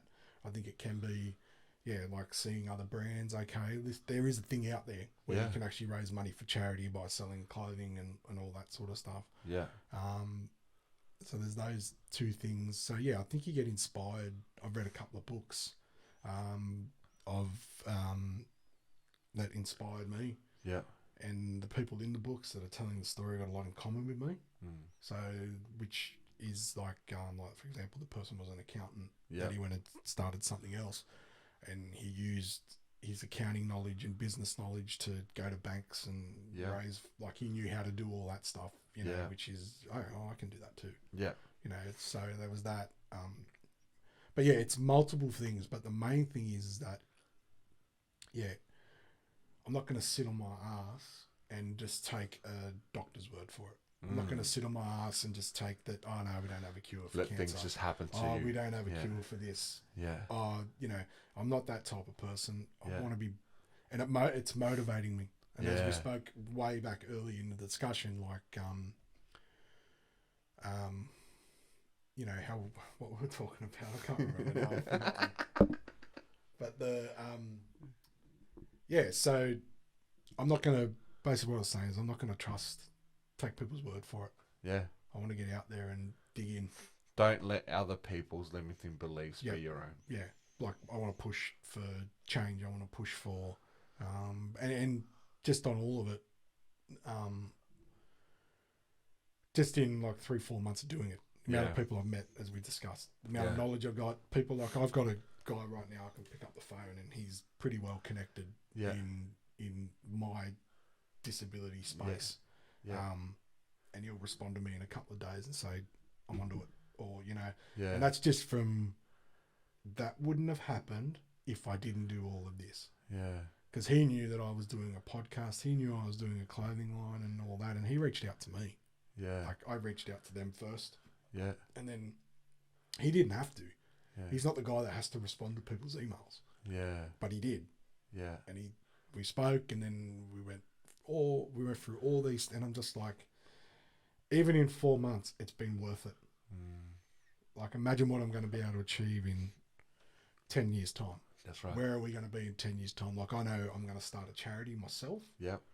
But that's mid to long term goal. I've got these goals happening now. Yep. But that's going to happen. Yep. Because that's what I want to do. Yeah, that's amazing. It's for some reason, like, all of us, I can't explain where it came from. Yeah. But somewhere in there was this little kid that, all of a sudden, all those things and other things I was doing, it was like, I got a new understanding. Yeah. Of, of things. Yeah. I guess that's the easiest way to put it. But everything that I'm doing, there is there's a reason why. Yeah, definitely. There is a compelling reason why. Yeah, but it's not just that. Yeah. It's not just because of that. That's probably might have been the trigger. Yeah. But, like, as I said, this is everything that I feel I am good at. Yeah. I'm expressing that. Yeah, and you believe in too. I believe that. Yeah. And I'm not saying that I'm good at it. I'm great at it. Yeah. But what I'm saying is that within myself, these are the gifts I've been given. Mm-hmm. Yes, I've got a shit card, but it's still me. It's still me. Yeah. I don't change. I guess that doesn't determine who I am. Yeah. The impairment does not determine who I am. And that's where you're talking about, I was just thinking about the word disability. Yeah, cool, you've lost ability at something else, but what you've been able to do is expand upon an ability that's been able to serve in such a way. So I think that's a beautiful thing to be able to, like, the word disability, I think it sells you short, because I feel like there's a re-ability or something else that you have inside you. Yeah, well, I guess it's like they say, like, when someone loses sight, their hearing is impeccable. Definitely. And you're expanding and stretching in such a beautiful way. But I guess, and mindset is everything. Yeah. And I believe that, as I said, everything happens for a reason. Yeah. Like, my mindset was good. Yeah. But it needed to be expanded. Yeah. And it needed to be opened. Otherwise, I can't take this to the next level. Yep. 100%. I can't do it. 100%. A lot of the things, like, I don't know everything, but, like, definitely a lot of the things you've said to me today, they're new. Yeah. And I said it earlier, like, I'll say it again, like, you hear, like, imposter syndrome. Yeah. Never, ever heard that phrase ever. Yeah. Now I was watching a show last night. It's the We Are Wrexham. Okay, yeah. It's Ryan Reynolds, and it's a documentary how they bought the club Wrexham. Yeah. And the first thing that Ryan Reynolds says in the documentary was, I can't believe I'm Canadian buying a football club in Wales. He goes, I'm totally got imposter syndrome. Yeah. And I went, I've never heard that. Now you're hearing it everywhere. Everywhere. Everything I watch, and it's just like, it's just weird how that happens. Yeah, no, 100%. Like, I use the analogy, you might buy a new Tesla or a car. Next thing you know, you're seeing it on the road everywhere. Oh, that's another one. everything in life. I still don't have my Tesla, but it's coming. Yeah. Are you really getting one? No, like in my future self, Okay, but okay, I haven't purchased one yet. Yeah, we'll see what else comes out though. Yeah. All the other car manufacturers are making electric cars. Yeah. Kia's got some cool Yeah. e cars at the moment. But yeah, 100%. But Just got to wait 12 months to get them. yeah, That's the problem. I wanted to buy a new Sportage. yep, 8 months. real. Yeah. Till I get it. So I was just like, They zip too. mm-hmm. They zip in a big way. If you get the GT. Yeah. So they're great cars. But yeah, so yeah, I guess everything happens for a reason. 100%. So yeah, I'm just doing the coaching. So I'm a big believer in multiplistic thinking. So rather than not wait for one thing to happen and then do the other, I've got many things going. Yeah. So I'm helping others with coaching, but I'm also back in hospitality. Yeah. But on a group operations role. Okay. So where at? The group is called Cinco Hombres. Yep. So they're based in Paris. So they have Chechos and Favela. Okay. So you're a part of that group. Yeah, part of that Very group. good. So my thing of the pain points of hospitality is broken in a certain way. So me and the shareholders, we want to create just a different way of doing better way of doing hospitality. Okay. In the way that we can empower and grow people. Okay. So yeah, how are you going to do that, and what are the hurdles that you think are there at the moment, and how do you overcome those? Because yeah.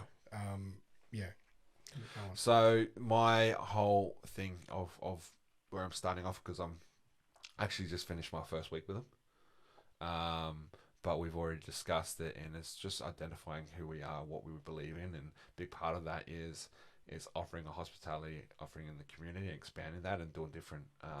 Just the two venues won't be the only ones, and we'll keep on forever expanding.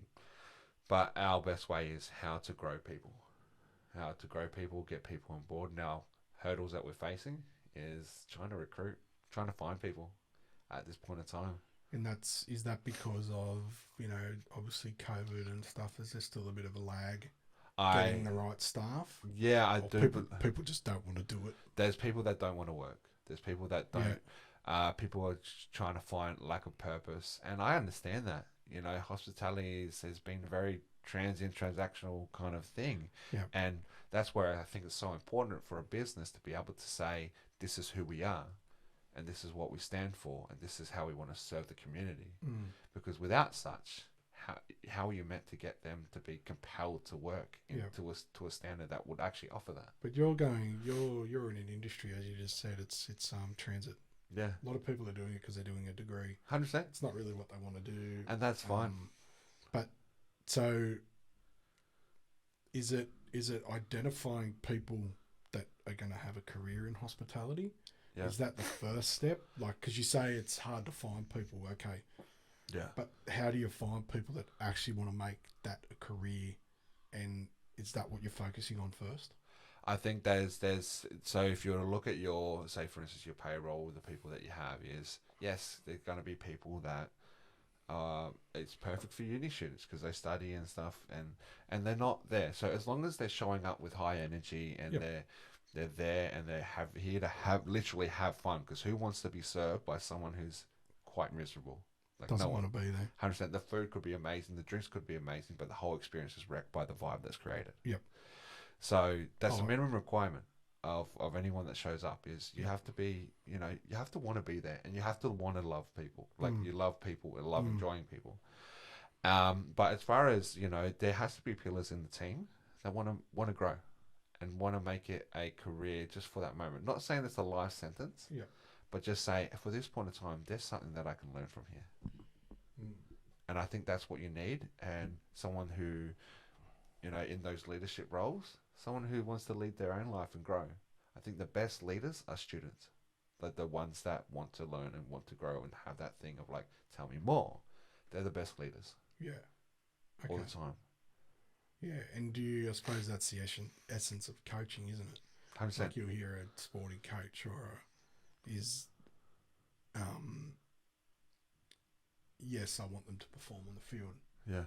But in order for them to perform on the field or in the pool or whatever they're doing, they need to be, they need to be coached away from that.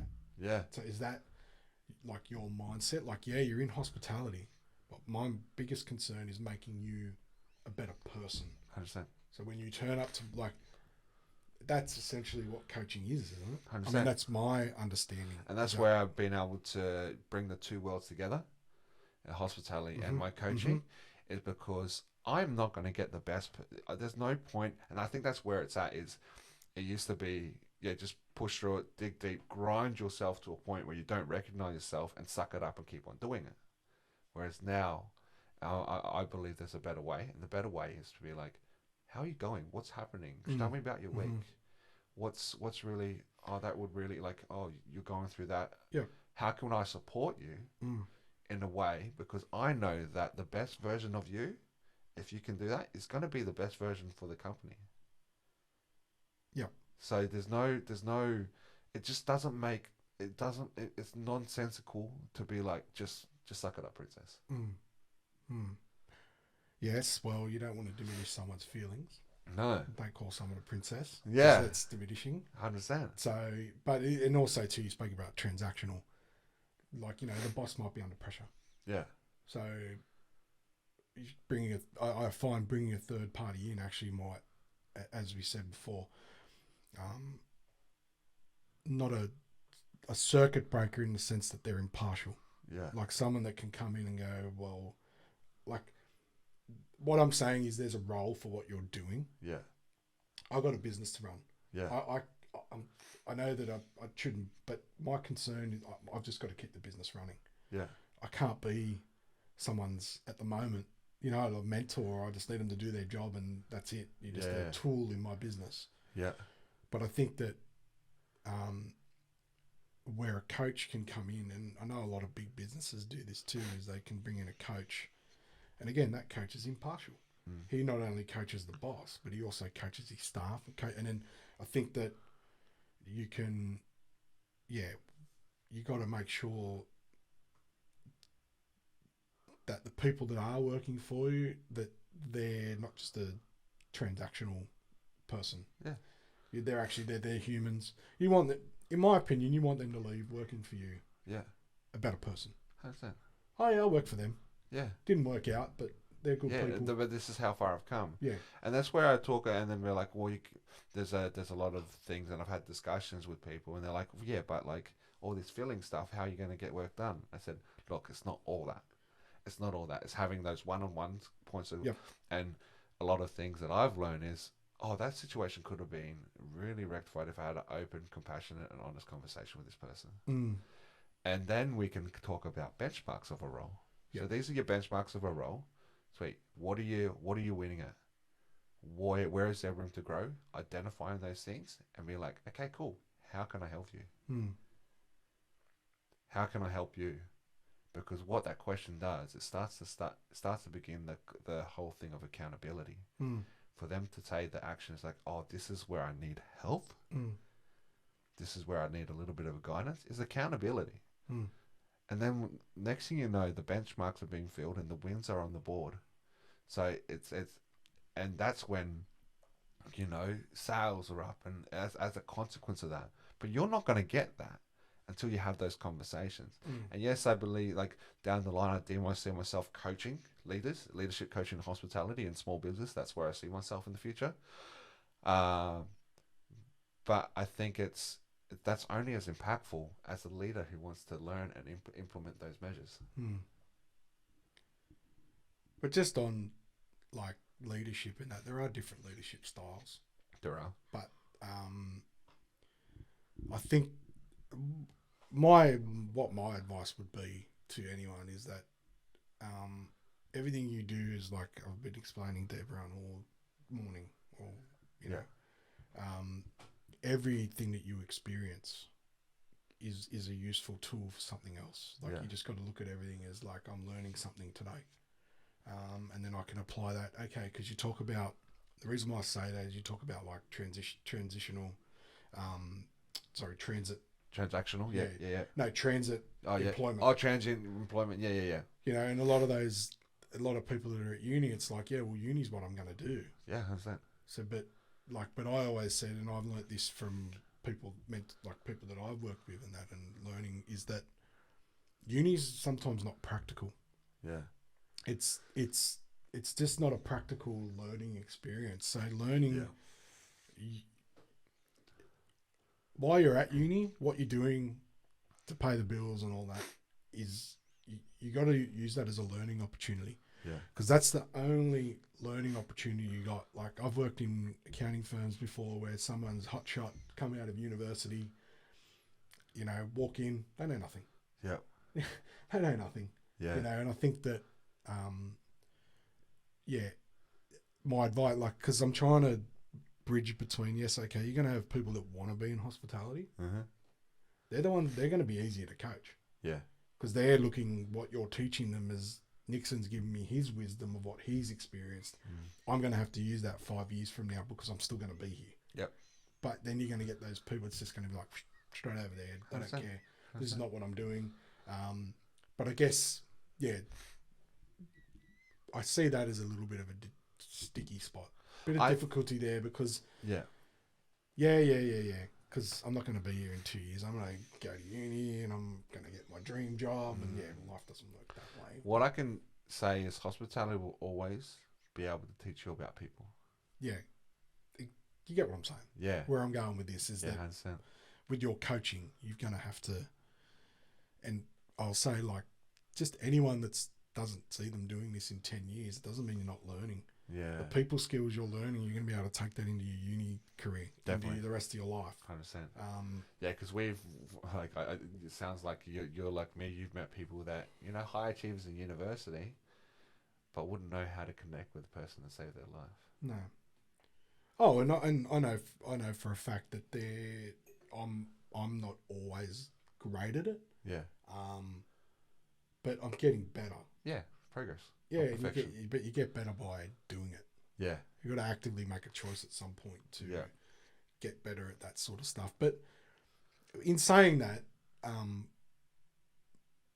I don't have an issue meeting people or anything like that. It's just that obviously not. No, just getting better at being better at. But you're never going to be perfect. No, and the path of perfection you set yourself up for. That's where the true failure is. Yeah, is because what is perfect? Perfect is subjective. Yeah, and what you can only hope to achieve is progress. That's the only thing. What was the other one? I think it was it Plato or Seneca? Can't remember which one, but something about if all you this is not how they said it. If all you're after is money, you will never be satisfied. Yeah, because you always want more. 100%. That sort of mentality where if you are, and there's nothing wrong with being a perfectionist, but you got to give yourself a break too. I think there's a point. There's no issue of having high standards for yourself. Yeah. But to say that you want something perfect would be to put such an expectation, because then you'll be always judging and always judging that. And going back to your thing about enough is there was a story about a Buddhist monk. He was talking, he goes, and there was a whole heap of billionaires and millionaires, really successful people. And he said, I can walk into that room and I can know that I have something that none of them have. And that's enough. Yeah. That's enough. True. And that's the way that you can be the richest person in a room, by having enough. Yeah. No, I guess that's true. Yeah. 100%. If you're fulfilled on what you've got, why would you worry about anyone else? 100%. Yeah. And I think that, like doing this podcast, like if I was worried about being perfect, I never would have started. Yeah. And it's nothing. What was it? There's another one. Like nothing is. I can't recall. It's which one is it? Something about like if you wait for it to be. Like if you wait for it the perfect time, or the perfect opportunity, you will never start. Yeah, you'll always be waiting. Yeah, or you're always looking for perfection, and that's kind of like, with everything that I do, like the podcast, I know I'm not perfect, and I know I'm not great at it yet. I'm not. Mate, you got a backdrop. You're doing video. You're like, Fake it till you make it. yeah, it's good, man. You know, but I'm getting guests on and that, and this is all Yeah. part of the learning experience. Like if I waited until, all right, I got to wait to the perfect time so I can get Nixon on to talk about this. I need to be more knowledgeable about all this. No, or you know, I need to get the better microphones, better camera, better. You know, just do it. Yeah. And build it as you go. Like I've only got one camera at the moment, so it's just like, but others have got 3, 4, 5. Yeah. You know, I don't even have video no. on my podcast, you know, No. and it's, you know, it's, you enter the comparison, the world of comparison, Yep. and it's not healthy for anyone. But again, I guess what I said earlier is the fact that I'm using a camera and I've learnt how to do that, that's helping me in other areas in my business. Yeah, cool. So, you know, even doing this, like I've done public speaking, Yep. which yes and no. Being in a room full of people doesn't intimidate me, but if I have to talk and be the center of attention, Yeah. that's different. Yeah. I really struggle with that, but I've done these public speaking. So the public speaking has helped me do this, and then this has made me a better public speaker. Yeah. So now that's what I mean by like everything you do. If you wait for the perfect moment and to be perfect at it, Yeah. you're never going to start. No. You'll never start. 100%. You know, you'll 100%. never. But yeah, so everything we do here, and that just comes back to, we talked about like, why am I doing this, and like being that kid again, and everything's new and exciting, and I don't want to lose that feeling. Yeah. You know. Yeah. But it does come and go, as I said before. You know, you've got things that you're not good at, or you're not Yep. sure what to do, and then those doubts and fears and all that come in, imposter syndrome. You know. Definitely. But just lastly, what I Yeah. want to talk to you about is just back on the mothers and exactly what are some of the things that, because they might be listening, and they might be able to relate. So what are some of the biggest fears for a mother, not feeling like she's going to be able to do it? The biggest thing that I find in the mother's guilt, Guilty why? to give themselves self-love. I see what you mean. So Yeah. what happens is you are, first 9 months, you're in servitude to this entity that requires you to look after your body in order for that to happen.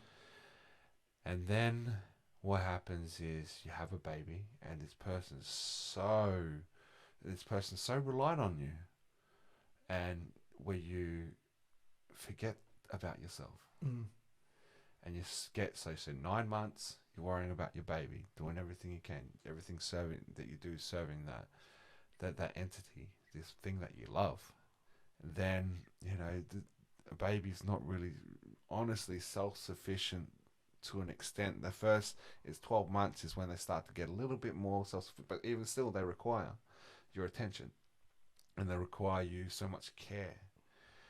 So you get used to, and you get, what I found is you get so detached from yourself and giving yourself self-love, that to actually take that step to really serve you and give yourself that love that you need, you feel guilty for, because you feel like, oh no, this is going to take away from my ability to give someone attention, forgetting that the fact of, in order to fill someone else's cup, I have to have something in mind. So that's the biggest thing that I found. And with those, like when you say they're not giving themselves love, like, are you talking like, because from my mindset, and hopefully you can expand it a little bit. I think when we look at women as that's their job, you know, like, oh, the baby's like, oh, she should be happy doing that. Do you know what I mean? That's my understanding, is like, oh, well, she wanted to, like, and I understand that's not, I'm just talking generally. 100%. Like, no, I get you. Yeah. Not trying to offend anyone. No. I think everyone goes, oh, well, she's just a generalized social construct of Yep. what a mother is. And when you say that they forget to love themselves. Mm. Again, it's the same thing where it's like, but that baby needs her more. Like she's, you know what I mean? She's had a baby now. That's more important than her, and that's people's conception. Mm. So if that's everybody's conception, that's been come from somewhere. Yeah. It's been passed down from, you know.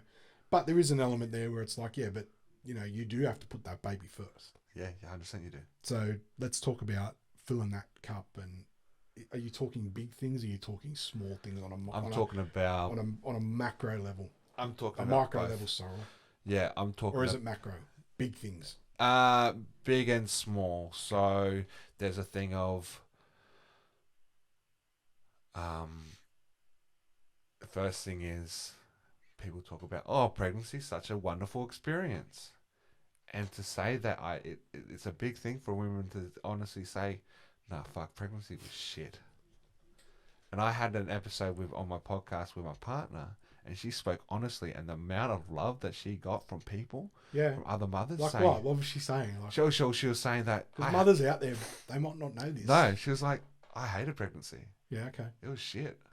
I hated it. The hormones, the bloating, and everything like that. I did not have a lovely experience. Mm. But what gets put out there is, and it could be, there's some bullshit. I know what you're talking about. Yeah, that's what I'm getting at. Yeah, but like, pregnancy was the best thing that ever happened. And I'm like, okay, yeah. But the more compassionate thing to do is saying, yeah, I love pregnancy because this was but I struggled so much. Yeah, like it was hard. Yeah. But people don't do that because they don't want to be vulnerable in that way, because there's a social construct that you have to be strong and be so forever grateful because this is a situation that you put yourself in. Yeah, well, also it could be the one that like, but some people can't have kids. Yeah. But that's a big one too. Yeah, do you know what I mean? Like, you shouldn't feel that way because other people should just think that you know. I've said that before. I think I even said it in my first podcast. Yeah. You know what I mean? That like, and it is true on a certain level. Yeah, but that diminishes how someone's feeling. Yeah, if you say that, but that's what I mean. Like, okay, well, let's go there. Let's just say that the way I said it, I wasn't intending to say. I know. You know that it's a bad, but on the other side too, like, but that shouldn't diminish how you feel about being pregnant either. Yeah. Like. Yeah. Do you get what I'm saying? 100%. Like, I think it's if more women said that, what your wife said, pregnancy was shit. Yeah. You know, but you don't. I suppose it's the same thing about like men's health. Yeah. They know that other women are going to judge them. Yeah. If they say that. Yeah. 100%. But it's not really there. As you said, your wife said it, and she got people saying. Amen, sister. Yeah, 100%. You know, like, because it was her show. She was commenting on her experience, right? So I had it. She goes, there was the whole thing of not being able to say it, and that she found and just said, no, this is my experience, and it wasn't like speaking your truth from your own experiences is the best gift that you can give to someone. Yep. You know. Yep. Because it validates their own feelings.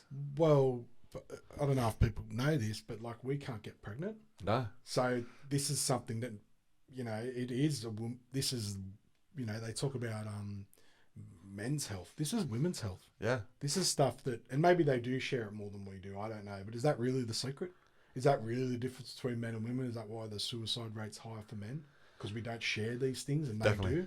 Definitely. I believe so with my understanding in this world. You actually believe that? I believe that the whole thing of putting ourselves on this alone island, of not being able to share how we're actually feeling, not even know or being able to articulate what our emotions are, is why we isolate ourselves to a point where I'm alone, my life is not and then it gets to the point of suicide. Yeah.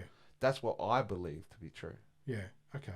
Because I'm thinking like, you know, and I think, and it all comes back to like women say, they put on the fronts as same as men do, like, you know, saying that, pregnancy is, as you said, the most amazing thing that's ever happened to me. And, but, you know, if they really just spoke honestly and said, look, you know, the totality of everything, like, speak about it like, no, it's shit. Yeah, like Been tough on me. I got sore back. Or, you know, like just little. Again, I'm never going to be pregnant. no, but we don't know. we bear witness. But anyway, just digress back to Yeah. like what I was saying. The difference between. So you think that, you know, that's why men are way more on the other side of the scale where Spectrum. Yeah. The spectrum of like whereas women not so much. They don't go to that point. They'll get to this point and then because they're more emotional, they might crack a little bit earlier. The fact that women are more emotional in a sense of they can express their emotions is healthy. Well, men can't. Are they unable to give themselves permission to do so? Yeah. Well, you know, I wish there was a point where because we could talk about it all day. Yeah. But it is, unfortunately, I said it throughout the podcast, is that a lot of men don't show vulnerability because at the end of the day, our role is to attract the opposite sex. That's a big part of it. Yeah. All right. It's why, you know, at the end of the day, I wish there was a point where every man could say, okay, it's now reached that point. Yeah. I can't go past this point. We need to have a spectrum where that is. How we get to that, there's a lot smarter people than me. But people getting to the point where you end your life, that shit's got to stop. It's got to stop. Yeah. And but yeah, just back to the so it's women, you know, I guess. So they essentially think that so you're saying, sorry, what you said was, that they're not loving themselves.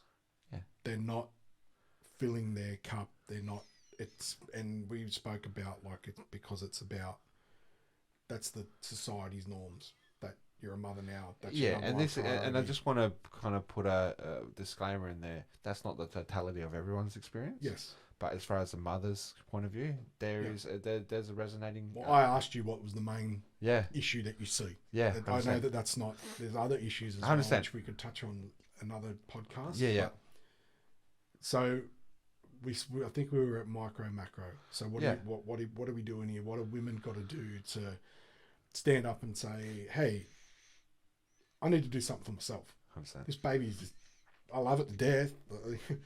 Yeah. Let me be. You know, I love it a lot. Yes. Yeah. Love her a lot. Love him, her. But I guess that there's that. I think that's normal.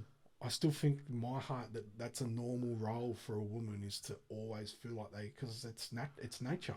Yeah. To protect your young. Definitely.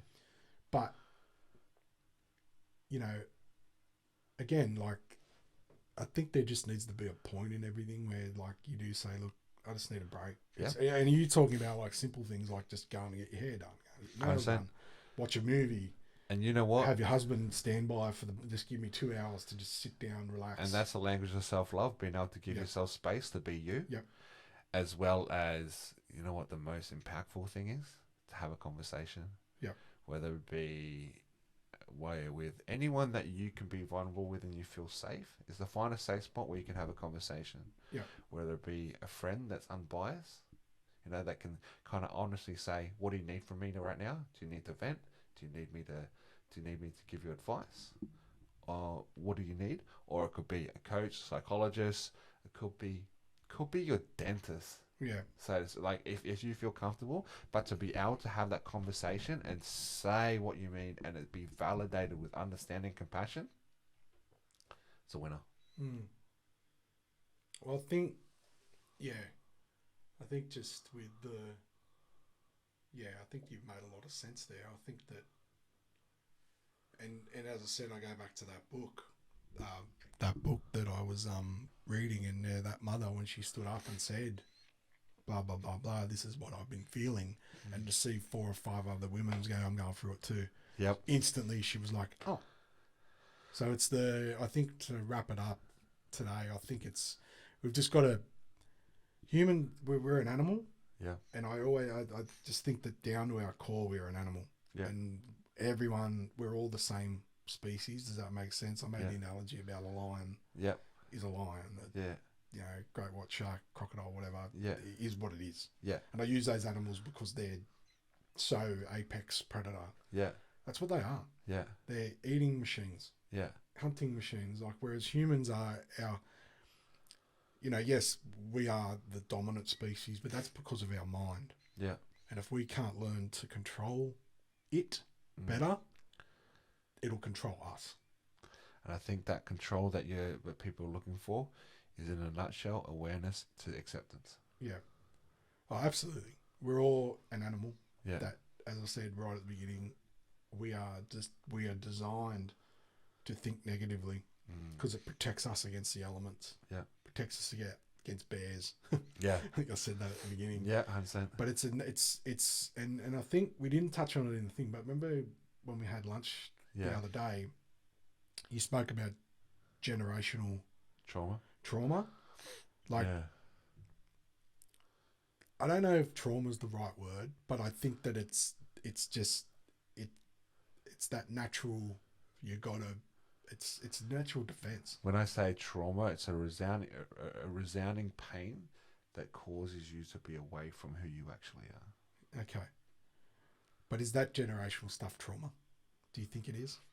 I think it's passed down. There's actually the science proven as well, even to the point where there's certain mental ailments and things that pass down through the mother in their eggs. Okay. There's science there. We can go in. That's another no, podcast. Yeah. No, that's fine. I'm just saying that. So for instance, someone's great grandfather was an abusive husband, and that they saw, and then their son saw that, modeled that. Their son saw that, modeled that to a certain degree. Their son. That's what I'm talking about. Generational trauma, how it gets passed down. Whether it be maybe the great granddad was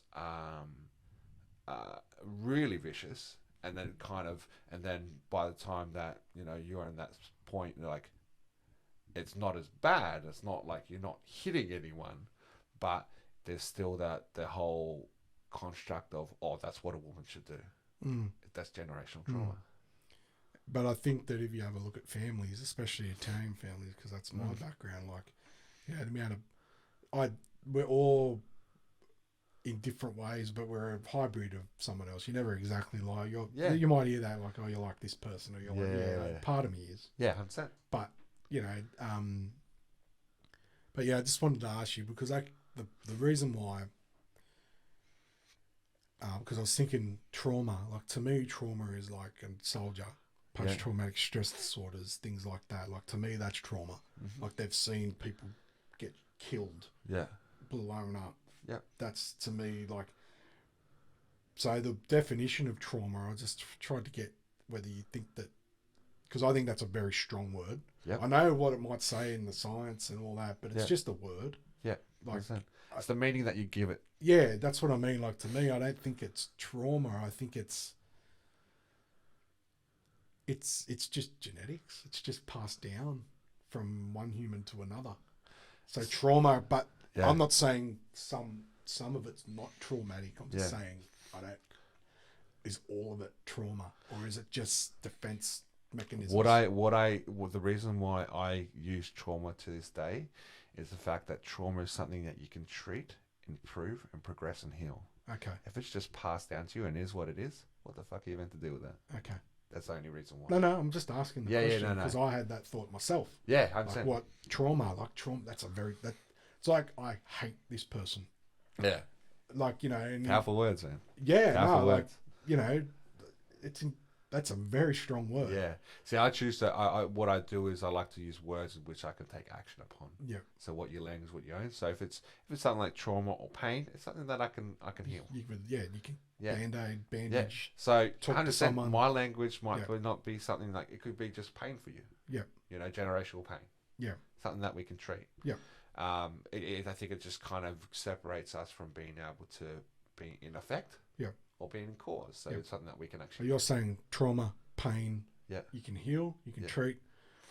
Hating someone, like, what?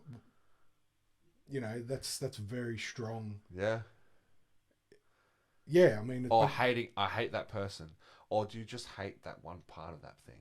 Or do you just dislike that one part of that person? or they piss me off, get over it. Like, Yeah, they're not yeah. like that all the time. Yeah, 100%. But I hate that person. That's like saying Everything that they're person is. doomed. Yeah, Like, yeah, 100%. there's no redeeming quality. That's right. That's right. Yeah, like when you watch a movie, Yeah. you know, every villain, except for the psychopath ones, but every villain has a redeeming quality. Yeah. If that human doesn't have a redeeming quality, then they're not a villain. They're probably in a slasher film and they're just stabbing people left, right, and center. Yeah, like But Freddy. but every character, like whether it be Tony Soprano, Yeah. he's an animal, really. Yeah, 100%. But there's that redeeming quality. You know, the fact that he's got, you know, he wants to go to a therapist and he's the head of the mafia and he's things like that. He had a redeeming quality. Have you seen the latest one? The I have, yeah. Saints of New Did you like that? I didn't mind it. I didn't mind it for the sake of it provided a backstory or intro story, origin story of Tony and all that kind of thing. But I think, I enjoyed it because I was such a big fan of the movies. But I think the contrast between the show and the movie was the fact that Ray Liotta, I won't give too much away, but he's kind of like the therapist. But do you remember when he came, which is because it's Christopher's father. So Chris was the character in The Soprano. It's his father. That, you know, goes and sees this guy that's basically, he's a coach. Yeah. He's impartial to the life of crime and the mafia. Yeah. So he's getting all this advice from someone that he can go to, and it's kind of, that was the contrast I saw with Tony, like when he was seeing a therapist. Yeah. So that I liked that part. Yeah. But I thought, I don't know. Something missing for you? I love the series so much. Yeah. I love it so much. So that's where the purists come from. It's like, 100%. I get like, really, if you think about, not to turn this into a Sopranos fest, but it changed the world. Yeah. Because there was no shows like that were so dramatized. Well, like a movie like Goodfellas and that, but in a 7-8 year span of telling this story about all these different characters and all the emotions, like everything. And it was just some of the scenes, like when their mate, like, I know it's probably not, but he's like got cancer. Yeah. And the last 4 minutes of the show is all these fat Italian guys coming in to visit their mate, and he falls asleep, and they start eating his chocolates. Yeah. Like, that's one of the scenes, because it was just a show about nothing. Yeah. And it's like, the last 4 minutes of the show, these guys going, try this one. And they're just eating all this chocolate. And that's what I loved about the show. It was just, but it was just, some of the scenes were about nothing. Yeah, I understand. It just showed that these people were human. Yeah. And I think this is as opposed to the shoot 'em up, you know, the whole thing, which did happen, 100%. But it wasn't the holistic. I guess the human experience of the mafia, so to speak. Yeah, that's right. You saw the brotherhood, and you saw all that, like why a lot of these guys were in that life and stuff like that. Which I don't condone, but that's what made the show so great. Yeah, 100%. And lost track of. So we're talking about The Sopranos. You shouldn't have done that. Sorry, man. It's a great show, but it changed the world. Yeah. Because Netflix. Yeah. Everything's a series now. And it was because of The Sopranos, because it broke so many boundaries. I think the next one was Deadwood. Yeah, which I didn't like. Yeah. But because they said the C word and the F word, and it was raw. It was raw. And people hadn't seen that before because it was on like a HBO, which was pushing. And now everything's a series. Yeah. 100%. People are like, I hate movies. Yeah. It doesn't go in depth enough. Yeah. The characters and stuff. And so that show was brilliant. Yeah, 100%. I'm a big fan of TV series. Yeah. Definitely. Yeah, there's a few. Yeah. What one was I watching? But nothing's hit me like The Sopranos did. Yeah. Nothing. Yeah. Even to this day. I don't think anything will ever. Such a great show. Yeah. But I might rewatch it actually. Start from the beginning. Yeah, I'd love to do that. Yeah. Just and James Gandolfini. Yeah. Like such a wonderful actor. Yeah. You know, it's just everything about him. He just played it so well. So look, if Sopranos or where it was a HBO, if they want to sponsor this podcast for free, you know, it's all good. some other company wants to sponsor us. Yeah. So I guess what were we talking about? We're before talking this about the whole thing of the most common thing about mothers and, Yeah. and how what I've found, that self-love thing. Mm. I think that comes down to everyone's experience, but the specifics as far as what people can do, treat yourself, like go out and social, like the isolation that mothers have because they're like you can't. There's limits to what you can go and what you can do with a baby. It's not like you can go out to a restaurant, and be present with someone and have a drink because you're worrying about other things. Mm. Go out, be social. It's you because that's one thing that I've noticed. Permission to be out in public because your body changes too.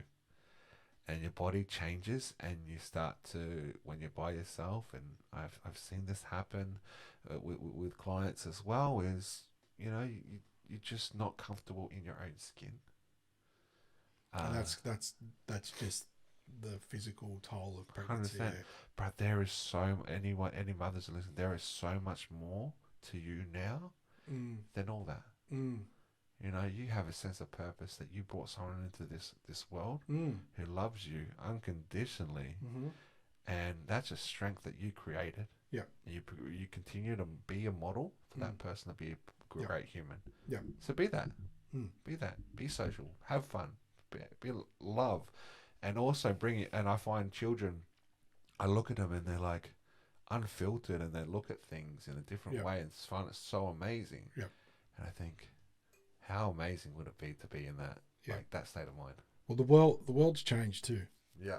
Like there's a generational line there where like there was still that, okay, the man goes to work, the mum stays at home. And in some situations, like when I had the discussion with Vince on the last podcast, that unfortunately for them, they were in that position where they had to go that more traditional route of life. Yeah. And it was forced on them too. Yeah.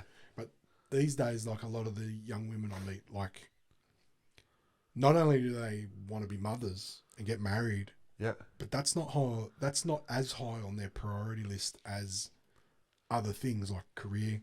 Yeah. There's big shift there now where I see they're waiting now. Yeah. There's very rarely do you see that 21, 22-year-old get married, have kids. Like there is and it's only, there's a bit of a, at the moment, there's still that little bit of a, pardon me, just lost my voice. That line where that's shifted. Yeah. And it's definitely. shifting more this way now. 100%. And so not only are they, now they're like, okay, I want a career. Yeah. I want to raise a family. I want this. I want that. So the pressures they're just highlighted more now. Yeah. And there's nothing wrong with that. And I think the world, to be honest with you, is better for it. Yep, definitely. I think it's better for everything. Like, but in terms of, women having careers and having something other than that traditional, this is what you have to be. I think that's great because I've got nieces. Yep. I don't, and I suppose that changes people too. Yeah, definitely. Because when you see people that you unconditionally care for and you're like, well, I don't want them. You don't want that for them. No. Yeah. I don't want that for any of them. I want them to. Don't want them to be pigeonholed into a certain expectation. Yeah. And I think that I think that the motherhood side of it is wonderful. Yeah. And yes, unfortunately to say that when you are a mother, like that baby is relying on you. And that is a real emotion. Yeah. To someone to feel, can I do this? I think that's normal. Yep. I don't think that it's abnormal. And if filling their cup can be something as small as just someone taking over for an hour, so you can get your hair done, and it doesn't have to be beauty related, but watch a movie, cook something for yourself, and just sit down, cup of tea. That's kind of, and then you said be sociable. Yeah. Yeah. Don't isolate yourself. So women have to take that because I don't think your male friends are going to call you and, it's got to be another woman that's mother. So that you can, and just get amongst each other and talk about it. Yeah. Say, no, how's it going? Oh, it's been the most amazing thing. No, it's been shit. Yeah. And if I don't have this tequila shot right now, or have this cocktail, I'm going to be honest. Yeah, and I think it's about choosing your tribe. Yeah. So, yeah, you can go out and be social, but make sure that tribe is complementing in who you are as well. Because, people can go for the sake of attachment. And some of those, I've heard some of those groups can be pretty catty. Oh, yeah. So... Which groups? So that the mothers groups, some of the mothers groups can be a little bit catty. Oh, really? But just choose who you're going to connect with. Yep. That's all. You honour yourself by the people that you hang out with. Well, yeah. Sure, we solved all women's problems. Look, let's just be there for women, so they can be empowered to solve their own. Yeah. No, I think the world's changing in terms of women want other things too. Yeah. And in the old days it was like if you're not married by 25, you just don't have it. Yeah. You're not a woman. You just just give up. Yeah, metrics of a human. There's so much more than that's being pushed upon. Yeah, another thing too, like there's women out there now that earn more money than their husbands. 100%. There was a time when my partner was when I stepped out of hospitality for a few months, and she was the breadwinner, and I was like doing the sales repping. Yep. And I was like, I didn't think it would affect me as much as I did. Well, you don't want a guy that's laying on the lounge all day, 100%. Sleeping. But that can happen. There was a stage where she was earning a lot more, like a few, a few $100 more a week than me. And I, in that point in time, I was like, there was a part of me I'm like, oh, this feels uncomfortable. That's interesting. That's cool. But now we're both working full time, and we're just both contributing in that way. But it's interesting you say that. Like, we could talk for hours about this, but that's imagine that's a real thing these days. Yeah. Where someone actually might earn more money than you. Yeah. And it's good on the other way too, because I guess women must always have had that fear, in terms of financial control and stuff like that. That's a real thing. Dependency. That's gone now. Yeah. And then that's and it's hard, because that's a new thing. Yeah. And men just gonna have to get used to it. Definitely. And embrace and support it. I could not imagine back in the day a woman earning more money than their husband. That just would have been look, the whole rare. It would have been rare. There's a whole thing of stay-at-home dads and stuff, and which is a real thing too. Which is a real thing, but it's also still has this stigma attached to it. Of course it does. And I was watching this one movie, and I think it recently got released with Kevin Hart, and they're at this table, and at at her partner's work function, and he was introduced, and the boss was introduced to him as, oh, that's the housewife. And I'm like, oh, wow, what's the name for it now? Yeah. What's the name for it? Yeah. The house husband, we need to come up with a better name. But I'm just saying, it's just... But there's nothing wrong. I guess there's no right or wrong in that situation anymore. But I guess what I'm saying is I also don't think there's anything wrong with a man who wants... I don't think that's negative that you want to achieve more. No. If that's a thing that's bothering you, I don't think, I think there's men out there that, might struggle with that. Yeah. There's nothing wrong with it, but there's nothing wrong with also, saying, well, I can earn it. Why don't I? Yeah.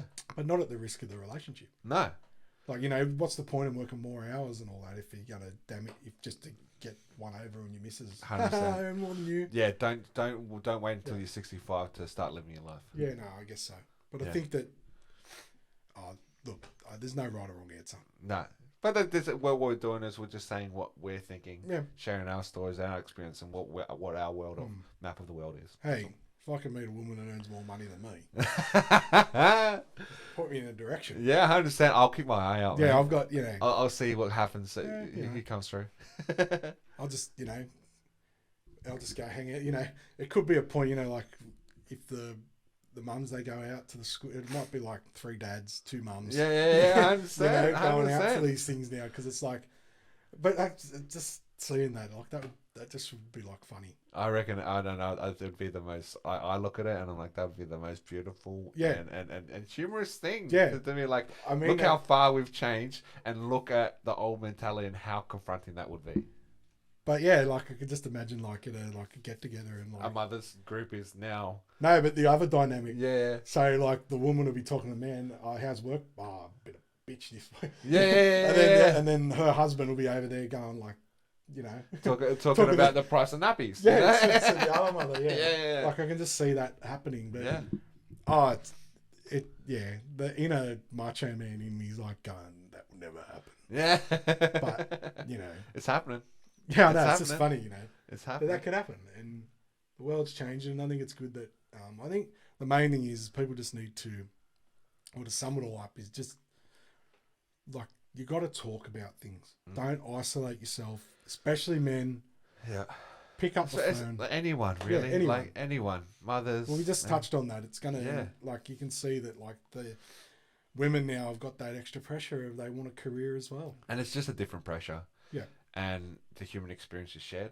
Yeah. You know, we're all going through it, and in some particular way, there's pain that we limiting beliefs to some extent that's shared. Just the circumstance is different. But I think if you're a woman today, and you are walking around with the mentality that you don't need to get a career, like that's changing too. And I think that women that are not looking that way, they're going to find themselves in a tough situation. Women are asserting themselves in such masculine and just masculine industries. I think it was last year. But men too. Yeah, 100%. The other way. But in the last year, you know, the top brewer in Australia was a woman who brews for filter. To be a brewer, you know, to break that, I'm like, that's a super proud moment for Australia. And I love the fact that, you know, there are women that were standing up and not thinking small, dreaming small, based on someone else's expectation to make them feel safe. Yeah. Well, I think we'll wrap it up there. I understand, mate. I understand, and we could go on forever, but it'd be a very long podcast. But you know, just on I think the hardest thing is when you say something like you're trying to be sensitive at the same time, but sometimes you just got to say what's there. Yeah. But, all right. Well, too easy. Thanks, man. Thanks for coming. Appreciate you. Thank you.